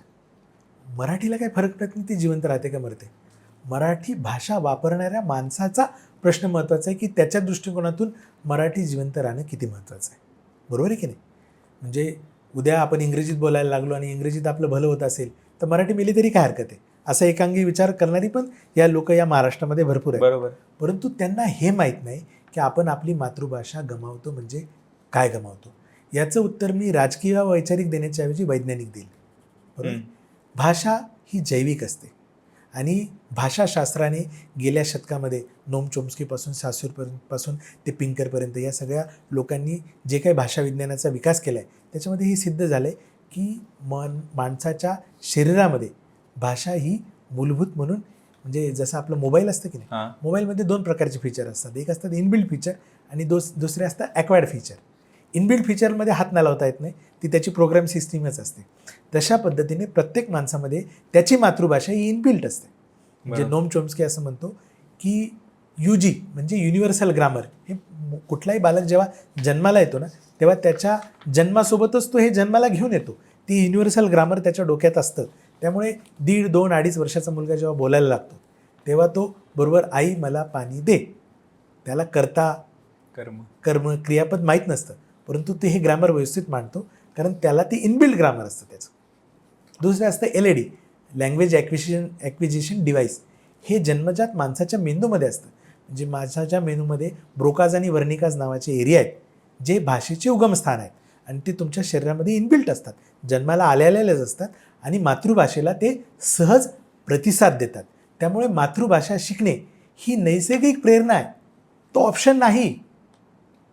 ही नैसर्गिक प्रेरणा आहे. आणि आता हे भाषाशास्त्राच्या गेल्या 100 वर्षाच्या इतिहासाने हे शास्त्रीयदृष्ट्या प्रूव्ह झालं आहे. म्हणून आता जगातला प्रगत देश म्हणून आपण कोणाला ओळखतो? अमेरिकेच्या पाठोपाठ इस्रायलला ओळखतो. इस्रायलने काय केलं? त्यांची हिब्रू ही भाषा जवळजवळ जगातून नामशेष झाली होती, तिचं पुनर्जीवन केलं आणि तिचं पुनर्जीवन करून संवर्धन करून तिला जिवंत ठेवलं. कारण भाषा ही फक्त संवादाचं साधन नाही, तर ते एक अशा पद्धतीची गोष्ट आहे की ते संचित आहे. ते संचित गमावलं तर आपण हा सगळा इतिहास, हा सगळा विचार हा गमावून बसू. तर आम्ही खूप आधुनिक तरुण मुलं आहात तुम्ही. पण मग सर, मराठी टिकवून ठेवण्यासाठी आमच्या पिढीच्या काही चुका होतात का? म्हणजे आम्ही कुठे चुकतोय का मराठी टिकवून ठेवण्यासाठी? नवीन पिढीच्या अनुषंगाने मी सांगू इच्छिन की भाषा ही एक तुमची म्हणजे संचित आहे, ती फक्त एक संवादाचं माध्यम नाही. आणि जेव्हा ती तुम्ही गमावता ना, तेव्हा तुम्ही खूप मोठ्या संचिताला मुकत असता. म्हणजे तुम्हाला मी आत्ता इस्रायलचं उदाहरण दिलं, त्याच पद्धतीने आधुनिक पिढीच्या दृष्टिकोनातून आज जर सगळ्यात परवलीचा इम्पॉर्टंट शब्द असेल तो म्हणजे डेटा. डेटा इज गोल्ड, हे आता जगामध्ये मान्यता झाली. शेवटी भाषा म्हणजे काय हो? डेटा आहे आणि तो प्रचंड अशा मोठ्या पद्धतीचा डेटा आहे. आता जेव्हा भाषा निर्मिती होते ना, तेव्हा 2 पद्धतीने निर्मिती होते. एक असते टेक्निकल भाषा आणि दुसरी असते टेक्निकलच्या पलीकडे संस्कृतीची भाषा, जी ट्रायल अँड एररमधून जन्माला येते. म्हणजे आता तुम्ही भरीत म्हटलं की त्याची रेसिपी तुम्ही कसं सांगू शकणार, किंवा इंग्रज माणसाला कसं कळणार, किंवा फॉर एक्झाम्पल आता तुम्ही सांगितलं चिंच गुळाचं वरण असं म्हटलं की तुमच्या तोंडाला लगेच पाणी सुटतं, कारण त्याच्या मागची जी काही इतिहास आहे, त्याच्या मागच्या ज्या गोष्टी तुमच्या मेंदूमध्ये होतात हे इनबिल्ट आहे, इनबिल्ड. ते सांगायची गरज नाही. हो. उद्या इंग्रज माणसाला चिंच गुळाचं वरण काही सांगितलं तर त्याच्या तोंडातून ते पाणी येणार नाही. त्यामुळे भाषा ही तुमच्या परिसराचा, तुमच्या इतिहासाचा, तुमचा संचिताचा सगळं, म्हणजे जय भवानी जय शिवाजी म्हटले की तुम्हाला अंगावर शहारे येतातच. म्हणजे हो. काय होतं, तुमचं ॲड्रिनॅलिन सिक्रेट होतं. म्हणजे तुमच्या शरीरामध्ये तुमची जी काही रिस्पॉन्स सिस्टीम असते त्याच्यामध्ये 2 प्रकारच्या सिस्टीम असतात. एक मज्जातंतू म्हणजे मेंदूच्या द्वारे आणि शरीराच्या स्नायूद्वारे दिलं जाणारं उत्तर, आणि दुसरं असतं अंतःस्रावी पद्धतीने. आपल्या शरीरामध्ये हार्मोन्स असतात. आपल्या शरीरामध्ये आत्तापर्यंत आपण 70पेक्षा जास्त हार्मोन शोधून काढलेत, आणि हार्मोन म्हणजे स्टिम्युलस असतात. जसं या रूममध्ये आपल्याकडे एक लाईट आहे, एक कॅमेरा आहे, एक माईक आहे, तर हे सगळं चालतं लाईटवरती, आणि लाईट हा दिसत नाही परंतु तो करंट मीटरमधून येतो म्हणून हे चालतं. तशाच पद्धतीने आपल्या शरीरामध्ये अंतर्स्राव असतात, आणि ते जे अंतस्राव ॲड्रिनॅलिन असेल, डोपामाइन असेल, सेरोटोनिन असेल, एंडॉर्फिन असेल, हो. हे आपल्या सगळ्या अभिव्यक्तीला कारणीभूत असतात. म्हणजे माणसाला राग येतो तर त्याला ॲड्रिनॅलिन सिक्रेट होतं, माणसाला शांत वाटतं तेव्हा त्याच्यामध्ये डोपामाइन सिक्रेट होतं, माणसामध्ये प्रेम निर्माण होतं तेव्हा त्याच्यामध्ये ऑक्सिटोसिन सिक्रेट होतं, माणसाला डिप्रेशन वाटतं तेव्हा त्याच्यामध्ये वेगळा हार्मोन सिक्रेट होतो. आणि ही सगळी जी काही अंतस्राव जी चालतात ना, ही प्रेरणेवर चालतात, आणि या प्रेरणेसाठी जी काही लागते ती भाषा लागते, ती तुमच्यामध्ये इनबिल्ट आहे. जसं नोम चॉम्स्कीने सांगून ठेवलं तशा पद्धतीने आता समाज जीवशास्त्र नावाचं एक नवीन शास्त्र गेल्या 50 वर्षामध्ये अस्तित्वात आलं, आणि त्याच्यामध्ये लक्षात आलं की अरे, सामाजिक जे काही आपलं वर्तन असतं त्याला, जीवशास्त्राला आधार देण्याचं काम हे समाज करत असतो. आणि आत्ता तर हा ह्युमन जिनोम प्रोजेक्ट पूर्ण झाला. 2003 साली ह्युमन जिनोम प्रोजेक्ट जो आहे तो कंप्लीट झाला, आणि साधारणतः जेनेटिकल स्टडीमध्ये आपल्याला लक्षात आलं की अरे, आपल्याकडे 46 क्रोमोझोम असतात, 23 जोड्या असतात. 23 आईकडनं येतात, 23 वडिलांकडनं येतात. ह्या क्रोमोझोमची उपप्रकरणं म्हणजे काय असतात, तर छोटी जिनोम असतात. जिनोम कशाचे बनलेले असतात, तर जीनचे बनतात. त्याच्यामध्ये ACTH ही असतात, आणि साधारणतः 70,000 बेस आत्तापर्यंत त्यांनी शोधून काढले. त्यांच्या लक्षात आलं की अरे, भाषेचा पण एक जीन्स, कोणता असतो त्याला एक त्याला नाव आहे, एक C37 नावाचं नाव आहे.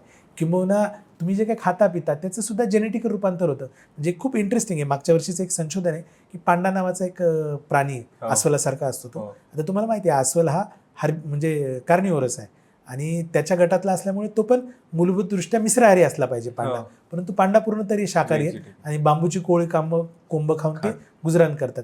जेव्हा त्यांचं जेनेटिक स्टडी केला ना, तेव्हा लक्षात आलं की त्याच्या RNAमध्ये, म्हणजे DNA असतो आणि DNAचं इंटरप्रिटेशन RNAमध्ये होतं, त्याच्या RNAमध्ये बांबूची RNA सापडले. म्हणजे तुमचं जेवण, तुमचं खाणं हे तुमच्या DNA पर्यंत, RNA पर्यंत पोहोचतंय, आतपर्यंत पोहोचतं. भाषाही तिथपर्यंत पोहोचते. त्यामुळे भाषा ही तुमची जैविक आहे. म्हणजे मी प्रॅक्टिकली सांगायची गोष्ट तर मी उदाहरणार्थ 8वीपर्यंत तसं काही रुटीन मराठी शिकलो नाही, मी CBSE माध्यमातून शिकलो.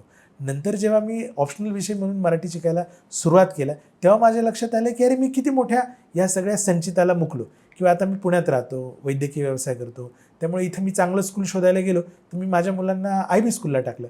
IB स्कूलला मराठीचा काही गंध नाही, आणि तिथली संस्कृती सगळी IB म्हणजे इंटरनॅशनल स्कूल्स असतात ती, आणि तिथं शिकल्यानंतर माझं लक्षात आलं की अरे, 10वीपर्यंत येईपर्यंत माझी मुलं हुशार तर झाली परंतु ती शहाणी नाही झाली. त्यांचा ह्या सगळ्या जमिनीशी कनेक्ट तुटला, ह्या सगळ्या डेटाशी कनेक्ट तुटला.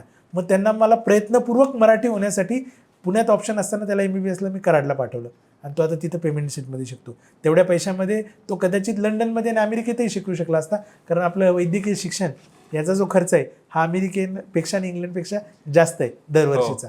परंतु तिथं शिकून जो ऑलरेडीच इथल्या जमिनीपासून, इथल्या माणसांपासून, इथल्या संचितापासून तुटला असता, तो अधिक तुटला असता. त्याचं डॉक्टर होण्यापेक्षा त्याचं मराठी राहणं हे मला जास्त महत्त्वाचं वाटलं, आणि मला असं वाटतं मी तो चांगला निर्णय घेतला, कारण तो आता कनेक्टेड आहे. किंबहुना आता दुसऱ्या बाजूला आपण बघतो की लोकांनी खूप प्रगती केली, इंग्लिशवरती प्रभुत्व केलं, आणि ते कुठे गेले, अमेरिकेत गेले, आणि तिथे ते स्थायिक झाले. आता मागच्या वर्षी जसं दिल्लीला साहित्य संमेलन झालं तसं सिटाडेल नावाचं एक शहर आहे, तिथे अमेरिकेमध्ये बृहन मराठी त्यांचं संमेलन झालं. त्याच्यामध्ये 4000पेक्षा जास्त लोक आली, आणि त्यांनी त्या सगळ्या इंग्रज आलेल्या पाश्चात्य पूर्वीच्या मराठी लोकांनी काय केलं, पुरणपोळीचे स्टॉल मांडले, पिठळ भाकरीचे स्टॉल मांडले, भरीत आवडीने खाल्लं. सिटाडेलमध्ये. आणि मग तिथं मराठी चारोळ्या ऐकल्या, आनंद शिंदेना बोलून त्यांची गाणी ऐकली.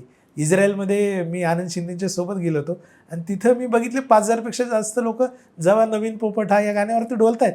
मला त्यांनी अँकर म्हणून नेलं होतं सोबत. मी बघितलं तेल अवीवमध्ये तो कार्यक्रम झाला आणि मग माझ्या लक्षात आलं की अरे जेव्हा इस्रायल स्थापन झालं तेव्हा त्यांनी वेगवेगळ्या देशातली मराठी माणसं आणली.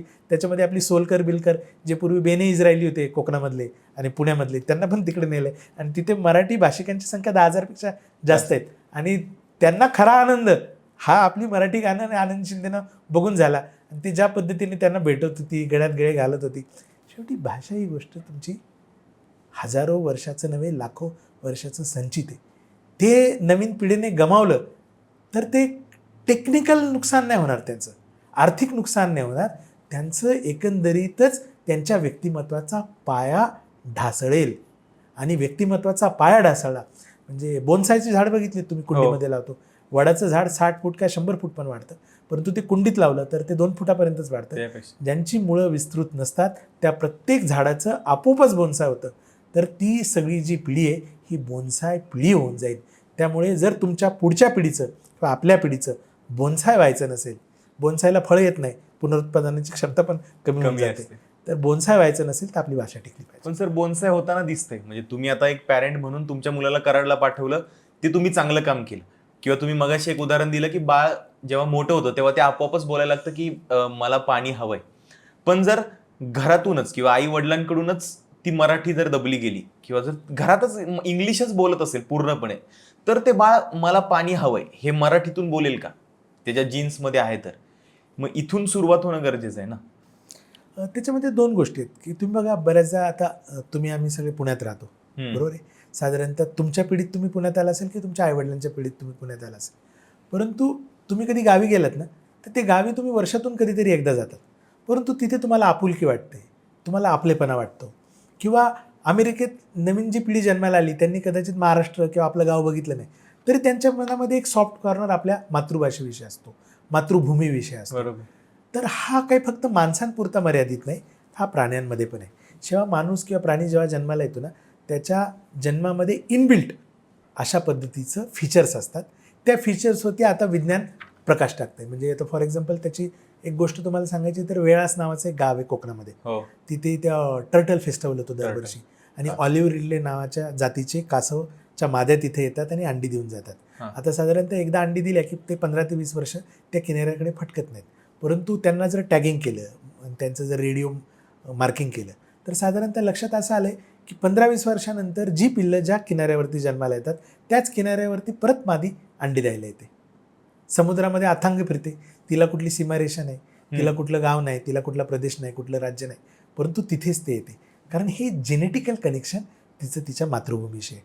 तुम्ही जर साल्मन मासा घेतला तर तो समुद्रामध्ये राहतो आयुष्यभर आणि जिथं उगमाकडे प्रदेश असतो फार म्हणजे खाड्या ओलांडून तो उगमाच्या ठिकाणी अंडी द्यायला परत येतो आणि तिथेच येतो जिथे त्याचा जन्म झालेला असतो. किंवा आपल्याकडे आता फ्लेमिंगोचा पाणथळ मोसम सुरू झाला आहे, त्यामुळे उजनी धरणाच्या आजूबाजूला फ्लेमिंगो यायला सुरुवात झाली. सकाळी येवाना फोटो पण आला असेल. हे फ्लेमिंगो सायबेरियामध्ये राहतात इतर वेळेस, परंतु विणीच्या हंगामामध्ये ते बरोबर मुंबई पुण्याच्या दिशेला येतात आणि त्यांना जर रिंग लावली तर लक्षात येतं की अरे 6,000, 8,000 किलोमीटरचा प्रवास करून परत तेच पक्षी तिथेच येतात. हे जे बायोमॅपिंग आहे ना, हे इनबिल्ट असतं. हे इनबिल्ट का असतं त्याची एक गोष्ट आहे. आपण काय म्हणतो की अरे मी अमोल देवळेकर, मी इथं बसलोय, मी जे शिकलोय, मी जे अभ्यासलंय तो म्हणजे मी आहे, माझं डोकं जे विचार करतं तो म्हणजे मी आहे. हे खोटं आहे, हे अर्धसत्य आहे. आपल्या शरीरामध्ये आपण एकटे नसतो, आपण उपकारक अशा पद्धतीच्या लाखो जीवाणूंचं प्रतिनिधित्व करतो. माझ्या एकट्या अन्ननलिकेमध्ये 12.5 कोटीपेक्षा जास्त मायक्रोबायोम असतात. माझ्या एकट्या मोठ्या आतड्यामध्ये 3 कोटीपेक्षा जास्त मायक्रोबायोम आहेत जे पचनाचं काम करतात आणि जे संस्कृतीच्या निर्मितीसाठी फील गुड हार्मोन लागतात, सेरोटोनिन आणि डोपामाइन, हे डोक्यात तयार होत नाही, ते पोटात तयार होतं. म्हणून पोटाला अलीकडे शास्त्रज्ञ मोठा मेंदू म्हणतात, त्याला गट हेल्थ म्हणतात आणि गट ब्रेन ॲक्सिस हा आता विज्ञानाने सिद्ध झाला आहे. त्यामुळे असं म्हणतात ना, माणूस पोटाने विचार करतो, ते खरं आहे. आणि माझ्या पोटामधले मायक्रोबायोम हे माझ्या विचारांवरती परिणाम करत असतात आणि मी ह्या सगळ्या मायक्रोबायोमचं कलेक्टिव्ह रिप्रेझेंटेशन माझ्या वागण्या बोलण्यातून करत असतो. आता मायक्रोबायोम काय असतो, तर मायक्रोबायोम एका भागामध्ये जी माणसं राहतात ना, जे सामायिक जमीन शेअर करतात, सामायिक खाद्य शेअर करतात, सामायिक पाणी शेअर करतात, त्यांचा मायक्रोबायोम समान असतो. म्हणजे मायक्रोबायोम म्हणजे इतकी सूक्ष्म गोष्ट आहे की साधारणतः आता कोविडचा काळ तुम्ही बघितला, हो. तर कोविडचा जो काही विषाणू होता त्याची लांबी रुंदी किती होती, तर मायक्रो नॅनोमीटरमध्ये होती. म्हणजे एका टाचणीच्या टोकावर 300 मिलियनपेक्षा जास्त कोविडचे पूर्ण. जीवाणू बसतील एवढा मायक्रो नॅनोमीटर त्याचं अस्तित्व होतं. परंतु त्याचा पसरण्याचा वेग किती होता, तर जगाला त्याने 15 दिवसात ताब्यात घेतलं. तशाच पद्धतीने हेल्दी म्हणजे माणसाने एक शिंक केली तर ती साधारणतः 1.5 किलोमीटर जाऊ शकते हवेत, आणि त्याच्यामधले जे जीवाणू असतात, विषाणू असतात, ते 1.5 ते 2 मैलापर्यंत प्रवास करू शकतात. हे आता विज्ञानाने सिद्ध करून दाखवले त्यांच्या त्या कॅमेऱ्यांमधून. तशाच पद्धतीने जेव्हा आपण हे कॉमन जमीन, कॉमन पाणी, कॉमन खाण्यापिण्याचे पदार्थ शेअर करतो, तेव्हा माणसं म्हणून आपण वेगवेगळे असतो, वेगवेगळ्या जातीचे, धर्माचे असतो, परंतु आपला मायक्रोबायोम एकच असतो. त्यामुळे तुमच्या गावातल्या, तुमच्या समाजाच्या नसलेल्या, जातीच्या नसलेल्या, परंतु आपल्या गावचा आहे म्हणून त्याच्याविषयी एक आपुलकी असते, कारण त्याच्या पोटातला मायक्रोबायोम तुमच्या पोटातला मायक्रोबायोम एकच आहे. लक्षात आलं? जसं दुधाचं दही होतं, त्याला विरजन लागतं. विरजन म्हणजे मायक्रोबायोमचा सेट असतो, बरोबर आहे की नाही? हो. आणि प्रत्येक घरामधल्या दह्याचा टेस्ट वेगवेगळी असते, कारण त्याचं विरजन वेगवेगळं असतं. तशाच पद्धतीने आपण एका भागातले लोक हे समान मायक्रोबायोमचं विरजन लावलेले लोक आहोत, म्हणून आपल्यामध्ये ती आपुलकी आहे. आणि हे आता सायन्सने, मायक्रोबायोमने सिद्ध झालं आहे. त्यामुळे आपण मराठी आहोत हा आपला चॉईस नाही आहे, आपण कंपल्सरी मराठी आहोत. त्याच्यामुळे ही भाषा टिकणे हे आपल्यासाठी कंपल्सरी आहे, याच्यामध्ये कुठलाही ऑप्शन नाही. तुम्ही काय धोरणं आखायची आखा, नसाल आखायची तर तुम्ही दुर्दैवी ठराल, तुम्ही या सगळ्या गोष्टीपासून डिस्कनेक्ट व्हाल आणि तुमची बोनसाय होतील. ही गोष्ट खरी आहे. त्याच्यामुळे याचं मला असं वाटतं, राजकीय 2 ठाकरे बंधू एकत्र येतात का, शिवसेनेचं मिलन होतंय का, राष्ट्रवादी परत महाराष्ट्रवादी भूमिका घेते का, हे खूप उथळ आणि वरवरचं आहे हो. मुळात तुम्ही मराठी म्हणून जन्माला आलात आणि तुमचं हे काही तुमचे पर्सनल प्रॉपर्टी आहे, तुमच्या सातबाऱ्यावरती मराठी आहे, तुमच्या सातबाऱ्याची लढाई तुम्हाला करायला लागणार आहे. त्यासाठी काय राज ठाकरे, उद्धव ठाकरे येणार नाहीत. तुमची ती कौटुंबिक, वैचारिक स्वतःची लढाई आहे. म्हणून हे पुस्तक प्रत्येक म्हणजे जगाच्या पाठीवरती 7,000 भाषा आहेत. किती? 7,000. त्याच्यामध्ये मराठीचा नंबर 14वा नंबर आहे.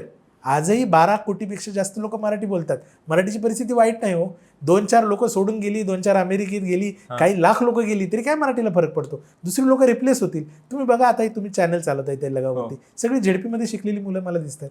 तुम्ही 10, 15, 20 वर्षापूर्वी ते आले असतात तर ह्या तुम्ही प्रभात रोडला तुमचा स्टुडिओ चालवतात, इथं चितळे कुलकर्णींनी तुम्हाला एंट्री सुद्धा करू दिली नसते.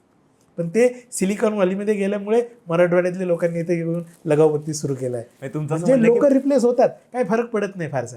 म्हणजे काही लोकांनी मराठी सोडली तो त्यांचा प्रॉब्लेम आहे, आपण ती धरून ठेवली पाहिजे. हे माझं काम आहे, प्रत्येकाचं आपलं काम आहे. 50 वर्ष होते, 100 वर्ष होते, ते मिटणार. मराठी मिटत नसते, मराठी मरत नसते. जोपर्यंत माणूस जन्माला मराठी मातीत येतो ना, तो मराठी राहणारच आहे. कदाचित तो इंग्लिशमधून बोलेल पण विचार मराठीच असणार आहे. पण सर, मराठी मिटलेली नाही तरी पण ना, अगोदर कसं व्हायचं की आपल्या सगळ्यांना, म्हणजे आपली पिढी असेल, तुमची पिढी असेल, आपल्याला इंग्रजीचा न्यूनगंड होता.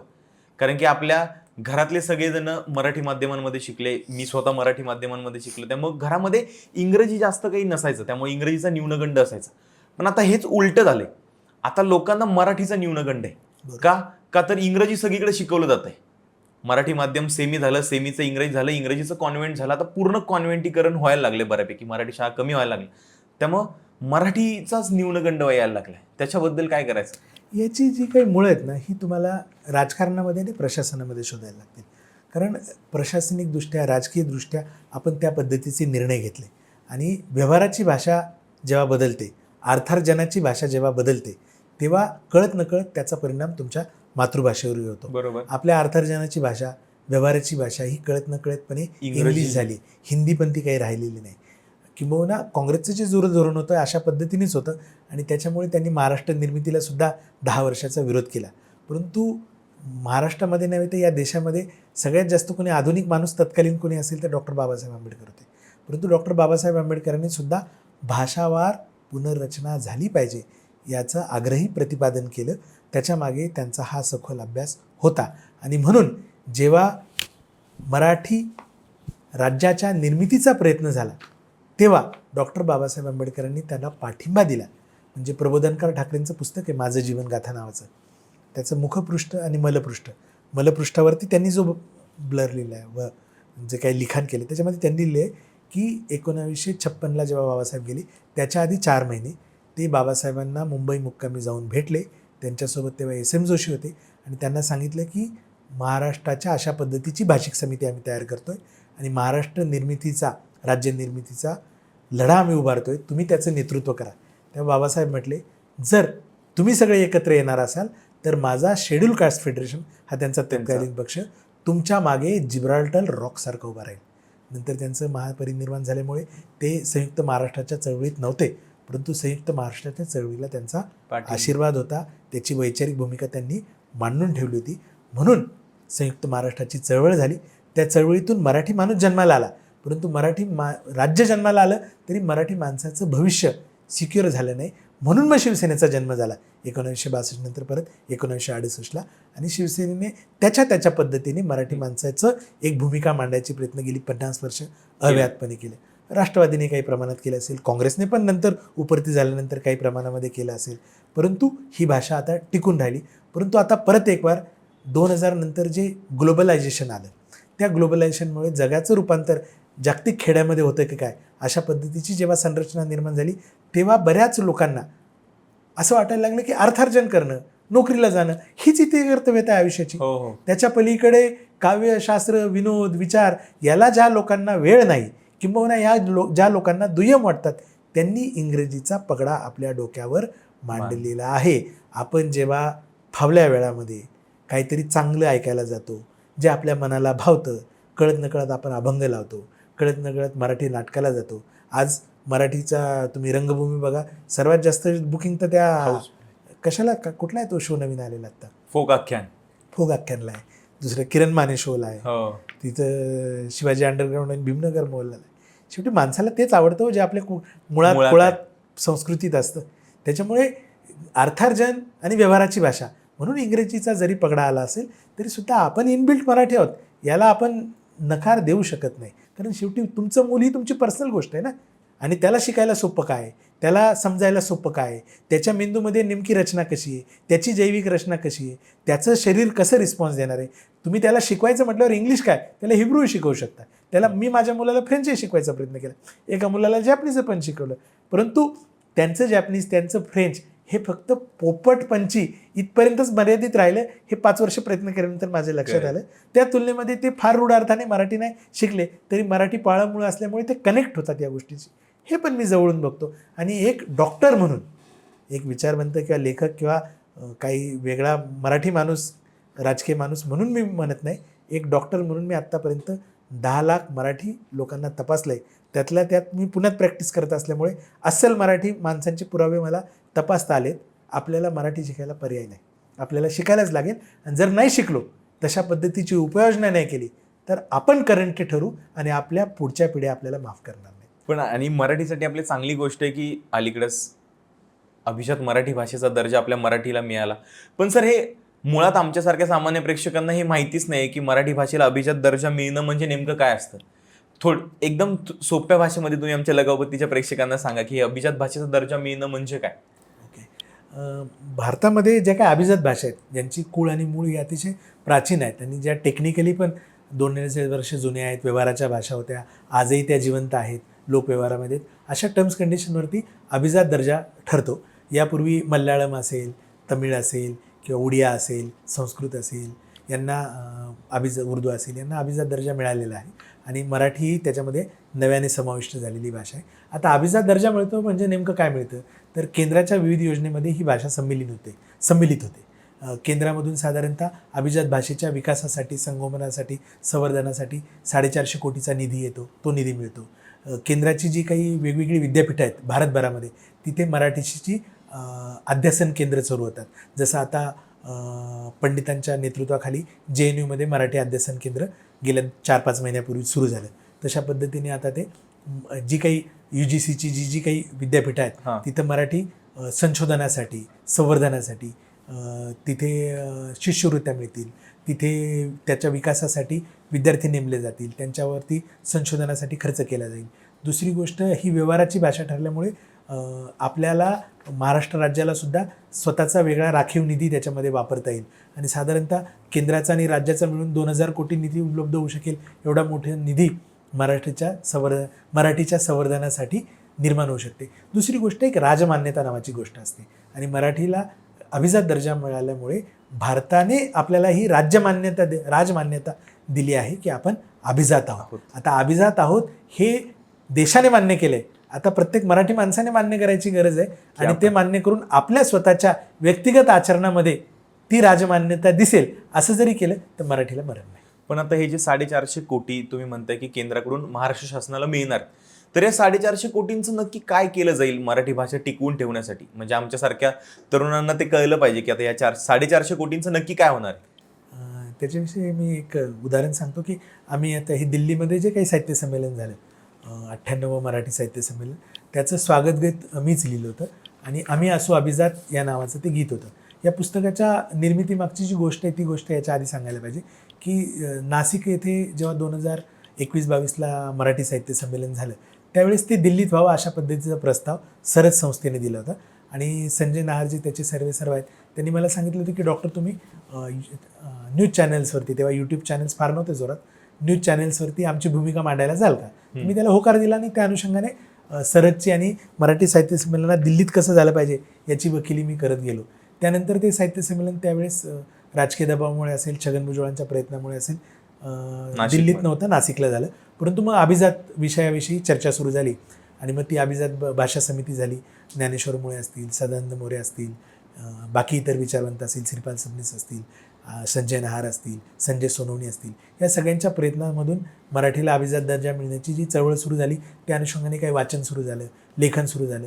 त्या प्रक्रियेमध्ये कळत नकळत मी पण सहभागी होत गेलो आणि मग माझ्या लक्षात आलं की हा विषय जरा गंभीर आहे, याच्याविषयी अजून जरा संशोधन करायची गरज आहे. जर मी डॉक्टर आहे तर मी माझ्या वैद्यकीय परिक्षेपातून पण हा विषय बघायची गरज आहे आणि त्या अनुषंगाने तो विषय अभ्यासला गेला आणि नंतर मग जेव्हा दिल्लीला 2025ला जेव्हा ते साहित्य संमेलन झालं तेव्हा त्याचं आम्ही असो अभिजात नावाचं स्वागत गीत आम्ही लिहिलं.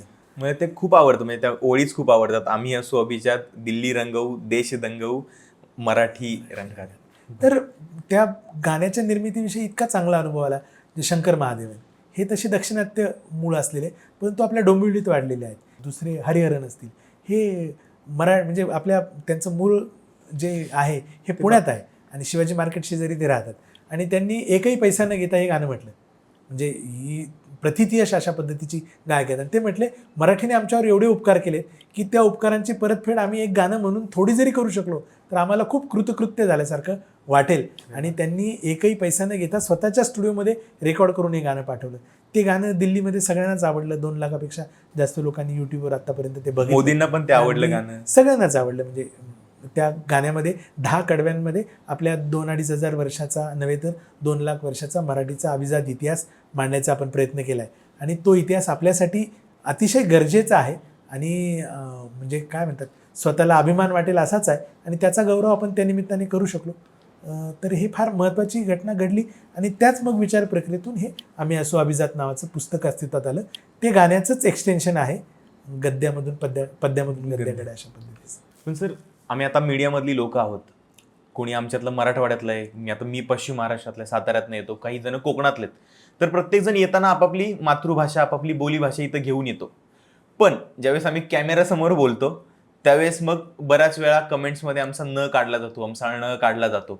भले आम्ही लिहिताना एकदम प्रमाण भाषेत लिहू पण आमच्याकडून बोलताना ती गल्लत होते कधी कधी. आता ती गल्लत आहे का नाही हे त्यांनी त्यांचं ठरवावं, पण हे प्रमाण भाषेमध्ये बोलल्याने खरंच मराठी भाषा समृद्ध होणार आहे का?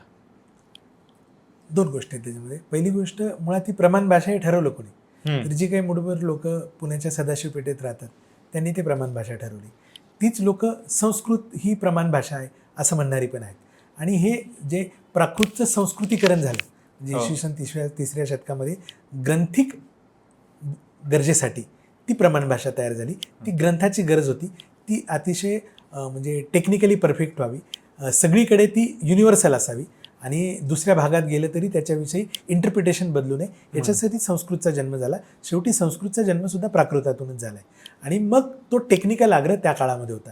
आता मी नाशिकमधून पुण्यामध्ये आलो, पुण्यामध्ये आलो की मी जसं वैद्यकीय शिक्षण घेता घेता इतर कामं म्हणून मी मग आपण पुरुषोत्तम कर्णकमध्ये भाग घेतला.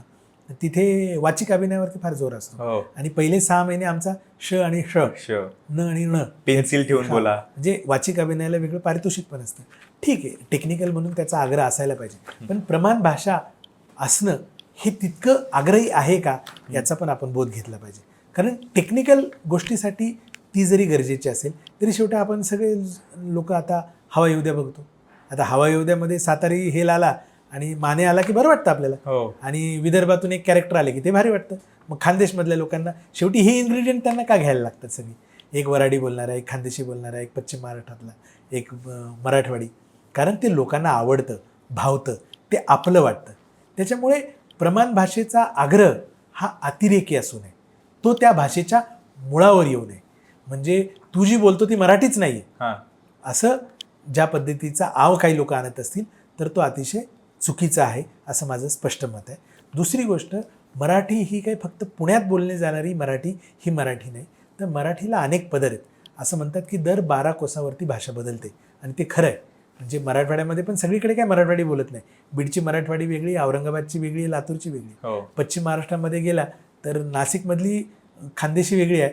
तुम्ही एकदा घाट ओलांडून देवळा, सटाणा, कळवणकडे गेला तर कसमादे पट्ट्यातली आयराणी वेगळी आहे. आणि मग तुम्ही जळगाव, धुळ्याकडे गेला की तिथलं ड गायब होतो, नळ होतो, ती वेगळी आहे. जचा ज होतो, ती वेगळी आहे.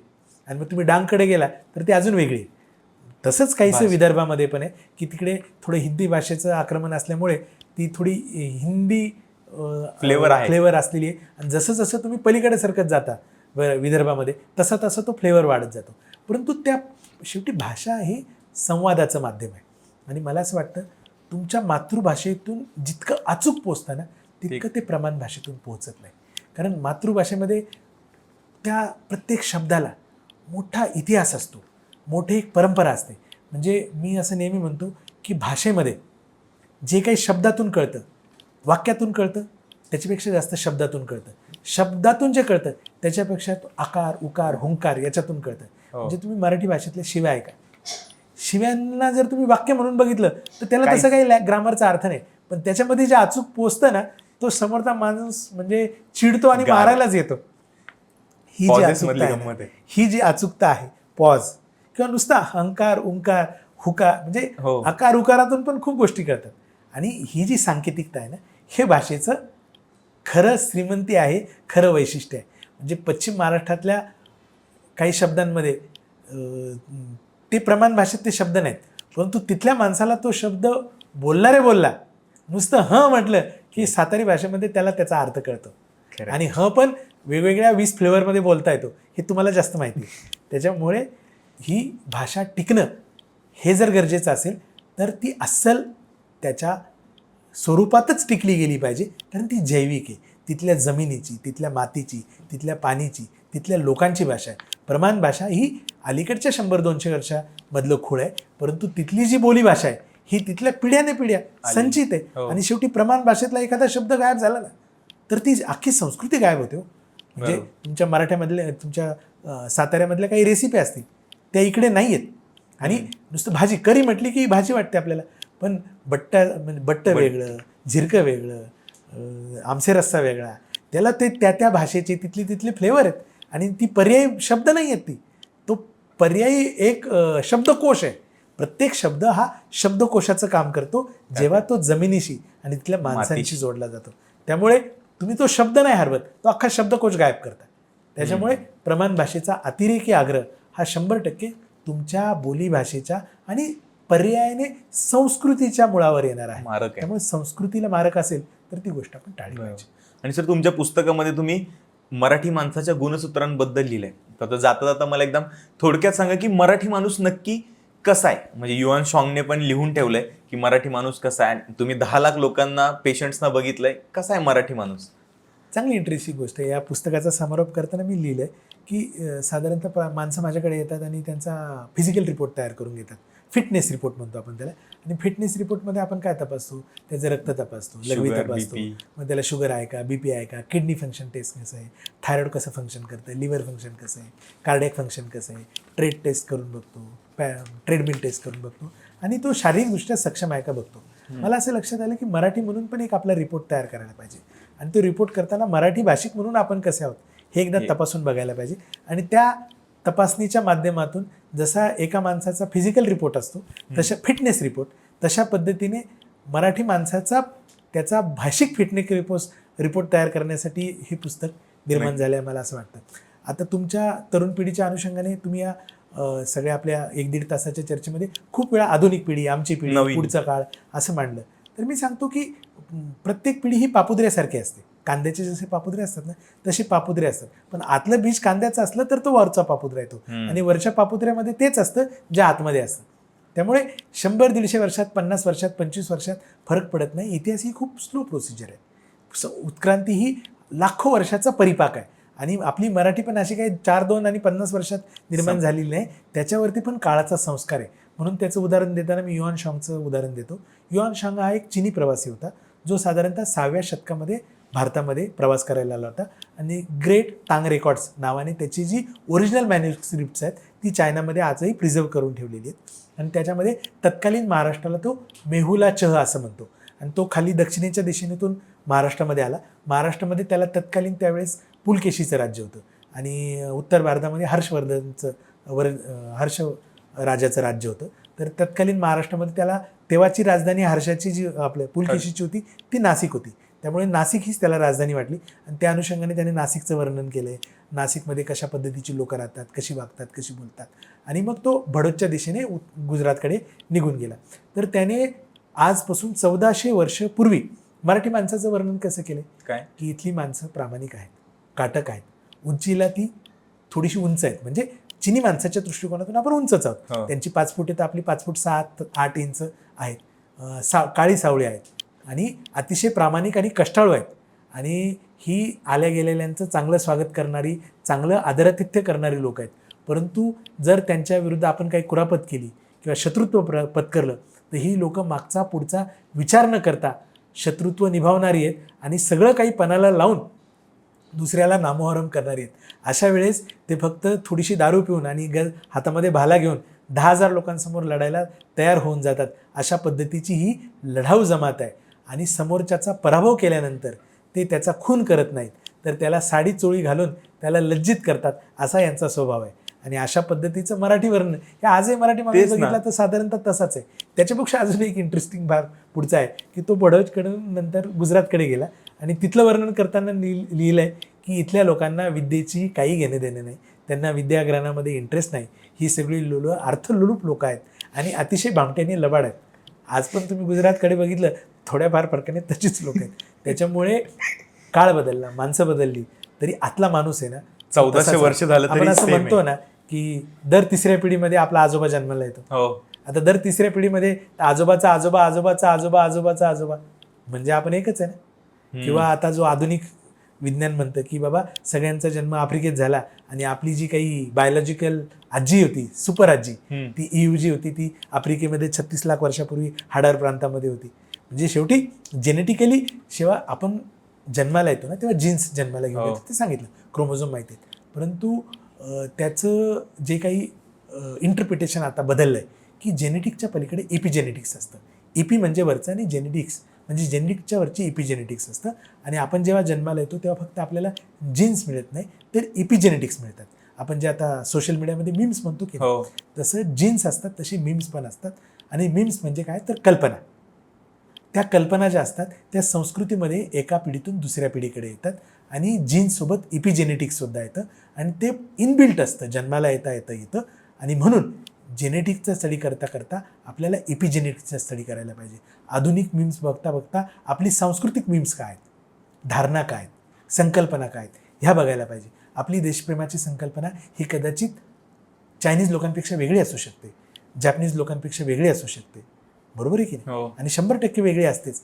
माणसं म्हणजे असं म्हणतात की द सेल्फिश जीन्स नावाचं एक पुस्तक आहे, त्याच्यामध्ये तो म्हणतो की जीन्स हे अतिशय अप्पलपोट आहेत आणि ते माणसं जगवत नाहीत तर जीन्स जगवत असतात.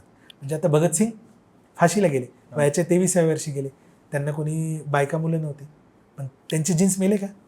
नाही. भगतसिंग आज पण जिवंत आहे कारण त्यांचे जीन्स त्यांनी विचारांमध्ये संक्रमित केले आणि दुसऱ्या पिढीमध्ये पसरवले. Genetically he was killed but thoughtfully he was not killed because of epigenetics. भगतसिंगचे इपिजेनेटिक्स आज तुम्हाला आम्हाला तरुण पिढीला पण समर्पक वाटतं. हो. आणि जीन्स टिकणे ही बायोलॉजिकल गरज असते. त्यामुळे जीन्स हे स्वतःला जैविक प्रक्रियेतून नाही शक्य झालं तर इपिजेनेटिक्सच्या माध्यमातून जगवत असतात. हे एक वैज्ञानिक सत्य आहे. आणि या सत्याच्या आधारावरती म्हणून मग शिवाजी जन्माला यावा परंतु शेजारच्याच्या घरी यावा अशी जी संकल्पना आहे तशी नसते. तो आपल्याच घरात यायला पाहिजे आणि त्याचा फायदा आपल्या घरच्यांना नाही झाला तरी आपल्या संस्कृतीला आपल्या विचारांच्या माणसाला 100% होतो. म्हणून छत्रपती शिवाजी महाराजांचे थेट वंशज आज नाहीत. जे काय आहेत ते दत्तक आहेत, तुम्हाला पण माहिती हो. टेक्निकली बघितलं. पण शिवाजी महाराजांचा विचार दत्तक नाही आहे, तो ओरिजिनल अजून आहे. तो तुमच्या आमच्यात आहे. कारण शिवाजी महाराजांनी रयतेचं राज्य किंवा गादी नाही उभी केली तर त्यांनी इपिजेनेटिक्स तयार केली. त्यांनी विचार. मीम्स, जय भवानी जय शिवाजी हा एक मीम आहे. जय महाराष्ट्र म्हटलं की प्रत्येक मराठी माणसाला आपुलकी वाटते. हो. मग तुम्ही ते युरोपमध्ये म्हटलं ना तर तिथेही माणूस गाळायला म्हणजे भेटीलाच येतो आणि तो संध्याकाळी जेवायला घरीच बोलवतो. हे जे आहे ना, हे जे निर्माण केलं ना, हे आपण टिकवून ठेवलं पाहिजे. कारण ते आपलं खरंच सांस्कृतिक संचित आहे. नक्कीच. तो आपला ठेवा आहे आणि तो ठेवा कदाचित काही आर्थिक फायद्यासाठी, नोकऱ्यांसाठी, उपजीविकेच्या साधनासाठी कुठेतरी कोणाच्या तरी पुढे मागे करायला लागेल म्हणून. कारण शेवटी इंग्रजांचं जे काही एज्युकेशनल स्ट्रक्चर आहे ना, हे बाबू बनवण्याचंच आहे आणि त्याचीच कॉपी आज अमेरिकेपासून सर्वत्र झालीत. त्यांना फक्त नोकर पाहिजेत. त्याच्यामुळे अमेरिकेत गेला तरीसुद्धा आज ट्रम्पने ज्या पद्धतीची राज्य पॉलिसी, राष्ट्रीय पॉलिसी त्यांची आखली आहे किंवा युरोपमध्ये पण ते सुरू झालं आहे सांस्कृतिक पुनर्जीवन, त्याच्या अनुषंगाने तुमच्या लक्षात आलं असेल की जी लोक 50-70 वर्षापूर्वी गेली ती तिथली दुय्यम नागरिक झालेली आहेत. ती अतिशय अस्वस्थ आहेत, असुरक्षित आहेत आणि ती सगळी फ्रस्ट्रेटेड आहेत आज. आणि हे फ्रस्ट्रेशन तुमच्या आमच्या पिढीला पुढच्या 5-25 वर्षाने पुण्यात राहून जर नको असेल तर आपल्याला मराठी टिकवायला पाहिजे. आपला बाणा टिकवायला पाहिजे. कारण तो बाणा हा काय फक्त शब्द नाही, ते 2-2.5 लाख वर्षाचं जैविक उत्थानातून मिळालेलं संचित आहे. ते संचित आपण गमावता कामा नये. नक्कीच. आणि मराठी आपली सगळ्यांची जबाबदारी आहे ती टिकवणं. आणि सरांनी जेवढं सांगितलं की मराठीचं मूळ कधीच नष्ट होणार नाहीये, ते आपल्या जीन्स कधीच नष्ट होणार नाही. सर खूप छान वाटलं तुमच्याशी गप्पा मारून आम्हाला, की एक आज कॉन्फिडन्स आला की हा बाबा मराठीसाठी आपल्याला लढलं पाहिजे आणि मराठी कधी संपणार नाहीये. तर सरांचं आम्ही असू अभिजात नावाचं एक पुस्तक आहे, ते पुस्तक सगळ्यांनी वाचलं पाहिजे. त्याच्यामध्ये सरांनी हा सगळा उत्क्रांतीचा सिद्धांत मराठीचा लिहिलाय. जैववैद्यकीय इतिहास आहे असं सरांचं त्याच्यासाठी नाव आहे. आणि तुम्हाला आमचा आजचा हा पॉडकास्ट कसा वाटला आम्हाला कमेंट करून नक्की सांगा. सर तुम्ही आम्हाला वेळ दिलीत, खूप खूप थँक्यू. आणि पॉडकास्ट कसा वाटला ते कमेंटमध्ये नक्की सांगा. आणि लगावबत्ती या यूट्यूब चॅनलला सबस्क्राईब करायला विसरू नका. जय भवानी, जय शिवराय, जय महाराष्ट्र.